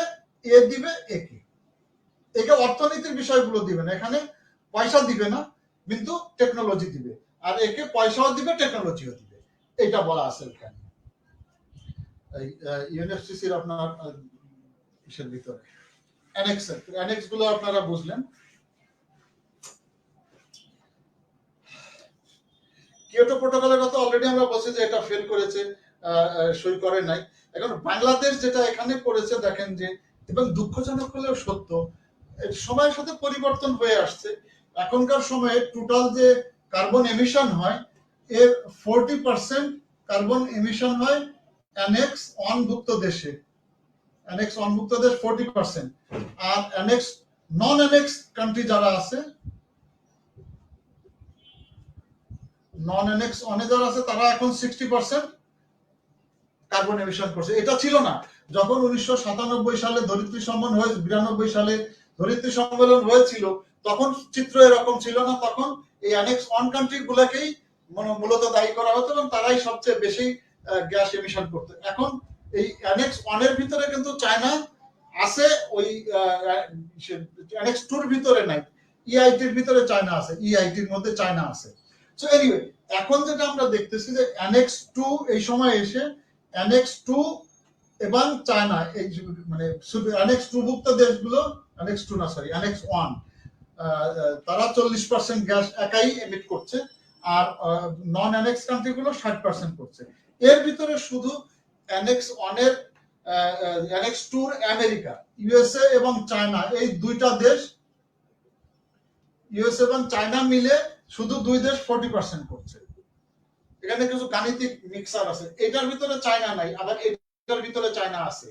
শুধু ধনী দেশগুলো 40%, আর ধনী দেশ এবং ইআইটির, বলছি ধনী দেশের ইউএসএ, ইআইটির চায়না, এই দুইটা দেশ মিলে এই 40%-এর ভিতরে চায়না নাই। এই ইউএসএ আর চায়না যখন আসছে তখন এই 40% আসছে, এটা আলাদা 40%। সো এবং ভারত 3 নম্বরে এখন, ইউএসএ, চায়না এখন 1 নম্বরে চলে আসছে কার্বন এমিশনের ক্ষেত্রে। আগে ইউএসএ ছিল, এখন চায়না এবং ভারতও চলে আসছে, ভারত 3 নম্বরে এখন এমিশনে। এই কারণে এদেরকে যখন বলা হয়, এরা বিভিন্ন ওসিলা এখান থেকে হ্যাঁ হ্যাঁ বলে, কিন্তু ফিরে চলে আসতে চেষ্টা করে, এগুলো যাতে না হতে পারে সেগুলো তারা করার চেষ্টা করে। ইভেন আমরা দেখতে পাই যে প্যারিস ট্রিটিটা যখন হয় তখনও আমেরিকা ভেটো মারছে, ইন্ডিয়া, চায়না তারা ভেটো মারে নাই, কিন্তু তারা আবার নিজেদেরকে দূরে সরিয়ে রাখতে তখন চেষ্টা করেছে। প্যারিস ট্রিটি যেটা ছিল, এই ট্রিটির মধ্যে 2100 সাল নাগাদ বলা হয়েছে যে টেম্পারেচার রাইজ যেন ওই শিল্পায়ন, শিল্প বিপ্লবের সময়ের তুলনায়, তারা এই উন্নত বিশ্বগুলো চেষ্টা করছিল যে টেম্পারেচার যেন 2100 সালের মধ্যে 2 ডিগ্রিতে রাখা হয়। এইখানে বাংলাদেশ একটা মারাত্মক ভূমিকা রেখেছিল। এই যে ফান্ড, বালি অ্যাকশন প্ল্যান, এগুলা বাংলাদেশের প্রচন্ড রকম, বাংলাদেশ এখানে তাদের মানে অথরিটিকে বা তাদের নেগোসিয়েশন ক্যাপাবিলিটিকে এক্সার্ট করে, এবং পুরো এই ক্লাইমেট ডিপ্লোমেসিতে বাংলাদেশকে সবাই চিনে পৃথিবীতে। একটা লিডিং রোল তারা এই নেগোসিয়েশনে বাংলাদেশ প্লে করে আসছে, এখনো করছে। তো বাংলাদেশ এই 2 ডিগ্রি সেন্টিগ্রেডে তারা নিয়েই গিয়েছিল। বাংলাদেশ এখানে জোরাজোরি করে বলছে না 2 ডিগ্রি না, এটা 1.5 ডিগ্রির মধ্যে সীমাবদ্ধ রাখতে হবে। এটা বাংলাদেশের সাফল্য জলবায়ু কূটনীতির ক্ষেত্রে। 2 ডিগ্রি তো আরো অনেক বেশি হয়ে যেত, তো 1.5 ডিগ্রিতে নিয়ে আসছে, এটা একটা। আর একটা বলা হয়েছে যে আইপিসিসি কে বাংলাদেশের প্রপোজালেই দায়িত্ব দেওয়া হয়েছে 2018 সালে, যে আইপিসিসি যেন একটা স্টাডি করে এটা দেখার জন্য যে এই যে 1.5 ডিগ্রি সেলসিয়াস আমরা টেম্পারেচার বাড়ানোর জন্য যে এগ্রি করলাম 1.5 ডিগ্রি সেলসিয়াস সেন্টিগ্রেড 2100 সালের মধ্যে, যেটা উন্নত বিশ্ব 2 ডিগ্রি রাখতে চেয়েছিল, বাংলাদেশের কারণে 1.5 ডিগ্রি আসছে, আমি বলেছি আগে একবার। তো এই 1.5 ডিগ্রি সেলসিয়াস রাখলে কি পরিমাণে ড্যামেজ হচ্ছে পৃথিবীতে, সেটার একটা স্টাডি যেন আইপিসিসি করে। এই স্টাডিটা বাংলাদেশের প্রপোজালে এটা অ্যাকসেপ্টেড হয়েছে এবং এটা স্টাডি চলছে। কারণ স্টাডি যখনই সামনে আসবে এটা, তখনই মানুষ বুঝতে পারবে যে হ্যাঁ কি পরিমাণ ক্ষতিগ্রস্ত হচ্ছে, আমার আরো কতটুকু দরকার। একটা হলো উদ্বায়ু জিনিস, কথা বলতে থাকলাম, আর একটা হলো সামনে যখন এটা ফলাফল সামনে চলে আসে, তখন কিন্তু মানুষ এটাকে আরো বেশি মানে গ্রহণ করতে পারে। এটা একটা 1.5 ডিগ্রি সেলসিয়াস, এবং এটার একটা স্টাডি করা। তারপরে বলা হয়েছে যে এই পুরো ইউএনএফসিসির যে কার্যক্রমগুলো কার্বন এমিশনের জন্য নেওয়া হচ্ছে, এটা কতদূর ফাংশন করছে, কতদূর কাজ করছে, করছে কি করছে না, প্রতি 5 বছর পর পর এটার একটা স্টক টেকিং নিতে হবে, যে কতটুকু কাজ করলো, কতটুকু করলো না, তাতে কি লাভ হচ্ছে, কি ক্ষতি হচ্ছে, আরো কতটুকু আসা দরকার, এটা বৈজ্ঞানিক ভিত্তি তৈরি করতে হবে। এই সবগুলো বাংলাদেশের বড় বড় অর্জন, যেটা বিশ্বের অনেক বড় বড় দেশগুলো সামনে নিয়ে আসে নাই। হ্যাঁ, প্যারিস চুক্তিতে কিছু দুর্বলতাও আছে। বড় দুর্বলতার দিক হলো যে এর আগে তো কোনো আইনগত কিছু ছিলই না। এখানে কিছুটা আইনগত বিধিবিধান বা ধারাবাধ মানে বাইন্ডিংস এর ভিতরে নিয়ে আসার চেষ্টা করা হয়েছে। নেগেটিভ দিকটা হলো এখানে যে দুইটা বিষয় এখানে, একটা হলো যে কার্বন নিঃসরণের জন্য সময় বেঁধে দেওয়া নাই, পরিমাণও বেঁধে দেওয়া সম্ভব হয় নাই। এটার কারণ হলো আমেরিকা, তারা বলছে তোমরা যদি এটা দাও আমরা এর ভিতরে থাকবোই না, এই প্যারিস ট্রিটিকে আমরা মেনেই নিব না। তখন ওই যে বললাম যে সর্বসম্মতক্রমে হইতে হবে, ওই ধরা খেয়ে গেছে ওই জায়গাটাতে। এটা তো মেজরিটির কোনো প্রশ্ন নাই, মেজরিটি হলে তো আমেরিকা কবেই অ্যাবাউট টার্ন হয়ে যেত। তো যাই হোক, এই যে বাধ্যবাধকতার বিষয় এখানে নাই, যে কতদিনের ভিতরে কত পরিমাণ করা হবে। এটা যেহেতু কিয়োটো প্রোটোকলে দেওয়া হয়েছিল বাধ্যবাধক কত পার্সেন্ট কমাবে, 8 থেকে 2008 থেকে 2012 সালের ভিতরে 8% কমাই নিয়ে আসবে, এটা ফিক্স করে দেওয়ার কারণে কিয়োটো প্রোটোকল ফেল করেছে। এই কারণে এটাকে টিকিয়ে রাখতে কোনোভাবে কোনো মতে টিকিয়ে ধ্বংস না হয়, টিকিয়ে রাখার জন্য এই বাধ্যবাধকতাকে ছাড় দেওয়া হয়েছে। তো ছাড় দেওয়ার কারণে এটা আবারও লুজ করা হয়েছে। বাট ছাড় দিলেও যেটা হয়েছে, বলা হয়েছে তাদের উপরে দায়িত্ব দেওয়া হয়েছে যেটা তারা করবে এবং এটার উপরে একটা করে রিপোর্ট তারা দিবে যে কতটুকু হচ্ছে, এই কার্বনের গ্যাস নিঃসরণ কতটা হ্রাস তারা করছে। আর একটা হলো যে ফান্ড, ট্রাম্প তো বলেই বসছিল যে হ্যাঁ আমার টাকা খাওয়ার জন্য গরিব লোকগুলো লেগে উঠে পড়েছে, আমি খাইতে দিব না আমার টাকা। সেটাকেও এখানে একটা সুযোগ তাদেরকে বাধ্য হয়েছে দিতে, যে ঠিক আছে ফান্ড তোমরাই দিও।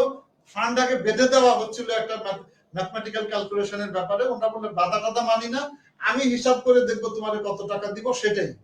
তো এই দুই জায়গা বড় লুজ এখানে রয়ে গেছে। বাট তারপরে আমরা বলতে পারি যে এখানে একটা শুভ সূচনা হয়েছে, অন্তত একটা কিছুটা লিগাল ফ্রেমওয়ার্ক মোটেই ছিল না, আইনগত বাধ্যবাধকতা এর ভিতরে আনার চেষ্টা করা হয়েছে, লুপহোলস তো রয়েই গেছে। এরপরে যদি আমরা বলি বাংলাদেশ আরো অনেক কিছু করেছে, চ্যাম্পিয়ন্স অফ দ্য আর্থ হওয়া ছাড়াও আরো অনেক কিছু করেছে, সেগুলো আর তো সময়ও পাচ্ছি না, অলরেডি আমার 4:45 বেজে গেছে ভাই, আমি 5টায় জামাত দৌড় মারতে হবে। এরপরে আরো একটা জিনিস আছে, বাংলাদেশের ক্লাইমেট কূটনীতি কেমন হওয়া উচিত। আসলে বাংলাদেশের ক্লাইমেট কূটনীতিতে যে বিষয়টা আসা উচিত সেটা হলো যে আমরা যেন ক্ষতিগ্রস্ত না হই, সেই বিষয়টা কিভাবে আলাপ করতে পারি সেটার জন্য একটা কমপ্লিট প্ল্যান তৈরি করে এগোনো, এবং আমাদের মতো যে সমস্ত দেশগুলো ক্ষতিগ্রস্ততার ভিতরে আছে এদেরকে নিয়ে, কারণ এটা ট্রান্সন্যাশনাল বিষয়, আমাদের একার বিষয় না। সুতরাং আমরা যারা ক্ষতিগ্রস্ত দেশ আছি সবাই বসে কিভাবে কি কৌশলে ধনী দেশগুলোর তাদের নৈতিক দায়িত্বটা তাদের কাঁধে দেওয়া যায়, তাদেরকে বোঝানো যায়, সেজন্য এই যে জলবায়ু উদ্বাস্তু, অভিযোজন ফান্ড, ক্ষতিপূরণ ফান্ড, এইগুলোকে কিভাবে আরো আদায় করা যায়, কিভাবে আমাদের এক্সার্টেড ফোর্স আরো একত্রিত ভাবে শক্তি, আমাদের স্ট্র্যাটেজি কিভাবে সুন্দর করে নেওয়া যেতে পারে, আমাদের যে লস হয়েছে সেই লসকে কিভাবে কভার আপ করে নেওয়া যেতে পারে, এই ব্যাপারে কৌশল নির্ধারণ করা বাংলাদেশের জন্য, সাথে সাথে ক্লাইমেট ভালনারেবল কান্ট্রি যারা আছে তাদের জন্য এটাই এখন সবচেয়ে বড় দেখার বিষয়, এবং সবচেয়ে এই নীতি নির্ধারণ করা বা এই কৌশল নির্ধারণ করাটাই বড় জরুরি হয়ে দাঁড়িয়েছে। সরি ভাই, শেষ করতে হচ্ছে এখনই। এখন আপনারা এরপরে ইনফ্যাক্ট মোটামুটি আমি বলে দিয়েছি, এরপরে শুধু আছে পরিবেশের অংশটা। তো এটা আসলে আন্তর্জাতিক বিষয়ের চাইতে বেশি হলো পরিবেশ কি আমরা তো বলছি, তো পরিবেশ সংরক্ষণ থেকে শুরু করে কি কারণে পরিবেশ ধ্বংস হচ্ছে, কি কারণে পরিবেশ কিভাবে সংরক্ষণ করতে পারবো, বায়ু দূষণ কিভাবে ঠেকাবো, পানি দূষণ কিভাবে ঠেকাবো, পরিবেশ দূষণ কিভাবে ঠেকানো হবে, আমার দেশের স্বার্থ কি, মানে দেশ কিভাবে ব্যবহার করতে পারি, বা পরিবারেরও সেখানে কি রেসপন্সিবিলিটি আছে, সমাজের কি রেসপন্সিবিলিটি আছে, এগুলো ওখানে বলে দেওয়া আছে। আপনারা একটু দয়া করে দেখে নিন। মূল বিষয়টা আমরা এদিকে শেষ করেছি। পরিবেশটা আমি ইচ্ছে করেই লিখেছি, এটা এক্সক্লুসিভলি বাংলাদেশ পার্ট, আপনাদের অন্য কোনো জায়গায় কাজে লাগবে এই কারণে এখানে আমি রেখেছি, না রাখলেও পারা যেত, বাট মনে হলো যে যেহেতু আসছে আমি রেখে দিই, আন্তর্জাতিক অংশে না রাখলেও চলতো। তো সবাইকে ধন্যবাদ। এখন ভাই আপনারা আমাকে প্রশ্ন করলে আমি সেটার জবাব যদি পারি আমি আপনাকে দিয়ে যাওয়ার চেষ্টা করি শর্ট টাইমে। ভাই যারা গুড আফটারনুন দিয়েছেন সবাইকে গুড আফটারনুন, সালাম আলাইকুম যারা দিয়েছেন ওয়ালাইকুম সালাম।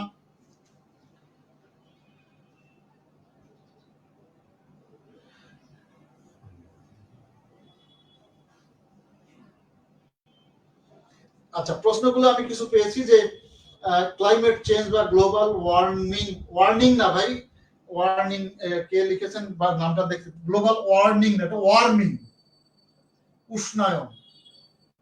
কেউ একটা ওয়ার্নিং লিখে, ওয়ার্নিং তো অন্য জিনিস, নাকি আপনি কি ওয়ার্নিং বোঝাইতে চেয়েছেন আমি জানি না। গ্লোবাল ওয়ার্মিং, উষ্ণায়ন, সারা পৃথিবীভাবে সমানভাবে না পড়ে কিছু বিশেষ বিশেষ জায়গায় মারাত্মক ক্ষতিকর কেন? আসলে সারা বিশ্বে পড়ছে না আমরা সেটা বলবো না, কিন্তু এটা সব জায়গায় এটা ছড়াচ্ছে। কিন্তু আমরা যারা আমাদের এটাকে ঠেকানোর ক্ষমতা কম, যেমন আমেরিকা, তার পয়সা আছে, সে এটার জন্য সেই পরিমাণে কাটিং এজ টেকনোলজি ব্যবহার করতে পারছে, আমি পারছি না। ধরেন একটা ধোঁয়া ছড়াই গেল, আমার ঘরে দরজা ভালো আছে, আমি বন্ধ করে রাখলাম, আমার এখানে কম ঢুকেছে, কিন্তু যে গরিব লোকটা দরজা ভাঙা, ওর ওখানে ওই ধোঁয়াটাই ও জায়গা পেয়েছে, বেশি ঢুকে গেছে। বিষয়টা এরকম, কারণ তার ক্যাপাবিলিটি নাই যে ওটাকে সে ঘরের ভিতর এসি চালিয়ে রুমটাকে একেবারে এয়ার টাইট করে দিবে, যাতে বাইরের ধোঁয়াটা ঢুকতে না পারে, ধোঁয়াটা ঢুকতে না পারে। তো ধনী দেশ এই তাদের এই সামর্থ্য আছে বিধায় তাদের ক্ষতিটা তারা কম হচ্ছে বা কম মনে করছে। আসলে কম কোথাও হচ্ছে না, সব জায়গায় হচ্ছে। আমরা গরিব, আমাদের ওই জন্যই তো যে মিটিগেশন ফান্ড, অভিযোজন ফান্ড, প্রশমন ফান্ড, এই ফান্ডগুলো তো ওই জন্যই। সুতরাং ক্ষতিগ্রস্ত হচ্ছে এখানে। ক্লাইমেট অ্যাডাপ্টেশনটা বাংলাদেশের ভাই, আমরা এইগুলা বলেছি অলরেডি। দেখেন, অ্যাডাপ্টেশন, অভিযোজন যদি বলেন বা মিটিগেশন বলেন, আমরা যথেষ্ট অন্যান্য যারা ক্ষতিগ্রস্ত দেশ আছে, আমরা যেহেতু উপরে, এবং এই কাজগুলো একদম প্রথম দিকে দেখেন আমি কিন্তু এটা বলেছি যে অ্যাডাপ্টেশনের ক্ষেত্রে অনেকগুলো কার্যক্রম মাননীয় প্রধানমন্ত্রীর নির্দেশনায় নেওয়া হয়েছে, যেগুলো আমাদেরকে অভিযোজনের জন্য যেমন কাজ করছে। যেমন উপকূলীয় অঞ্চলে কোন ধরনের গাছ ভালো হতে পারে, কোন ধরনের ফসল ভালো হতে পারে, মানুষ কি হলে ঘর বাড়ি ভালো টিকে থাকতে পারে, এই ধরনের যে টেকনোলজি গুলো, এগুলো প্রতিনিয়ত আমাদের দেশে রিসার্চ হচ্ছে, মানুষের উপরে পাইলট প্রজেক্ট হিসেবে অ্যাপ্লাই হচ্ছে। রাস্তাঘাট গুলো যাতে লবণ পানিতে নষ্ট না হয়, সেই জন্য কোন ধরনের টেকনোলজি ব্যবহার করা হয়, এগুলো অ্যাডাপ্ট করার সিস্টেমই এগুলো, সেটা করা হচ্ছে আমাদের দেশে। আরো সময়, ভাই সময় যে চলে যাচ্ছে, আরো সময় থাকলে আরো দীর্ঘ সময় নিয়ে এগুলো বলা যেত ভাই, বাট করছি। যারা ক্ষতিগ্রস্ত হচ্ছে আমরা পরিবেশ মানে ক্লাইমেট চেঞ্জের কারণে, আমরাই সবচেয়ে বেশি মিটিগেশনের জন্য কাজ করছি। মিটিগেশন মানে প্রশমিত করে দেওয়া, কার্বন যাতে নষ্ট করে আমি মাটির নিচে পুঁতে দিতে পারি, এই ধরনের একটা বিষয় মিটিগেশন। আর অ্যাডাপ্টেশন হলো যে আমি যেন ওটার সাথে খাপ খাইয়ে নিতে পারি। তো সেগুলা বললাম, সেটা বাংলাদেশ সবচেয়ে বেশি করছে। ইউএস চায়নাতে ক্লাইমেট চেঞ্জ দ্বারা কতটা ক্ষতিগ্রস্ত হয়, আমি তো বললাম যে এটার প্রথমত তারা তো এটার স্ট্যাটিস্টিক্স দেয় না। আর যেহেতু তারা ধনী দেশ, ইউএসও চায় না যে ক্লাইমেটের আমরা গরিব দেশগুলো হাউকাউ করি, তারাও চায় আরো বেশি কার্বন এমিট করে আরো বেশি উন্নয়ন পয়সা কামাইতে। আমেরিকাও তাই চায়, ভারতও তাই চায়, ব্রাজিলও তাই চায়, রাশিয়াও তাই চায়। সুতরাং ধনী যখন করতে চায়, গরিবরা হাউকাউ করা ছাড়া তার ঘাট ধরে তো বসতে পারে না। এই জন্য ওদের ক্লিয়ার ডেটা আমরা সবসময় পাইও না। আর স্পেসিফিক্যালি আমি এটার ডেটাটা বলতেও পারবো না, আমি খুঁজে দেখবো, নেক্সটে যদি ডেটা পাই আমি ইনশাআল্লাহ মনে করেন আমি জানাই দিতে চেষ্টা করব। বাট ক্ষতিগ্রস্ত সবাই হচ্ছে, কতটা হচ্ছে সেটার পরিমাপ জানাটা আমার কাছে ডেটাটা এই মুহূর্তে নেই।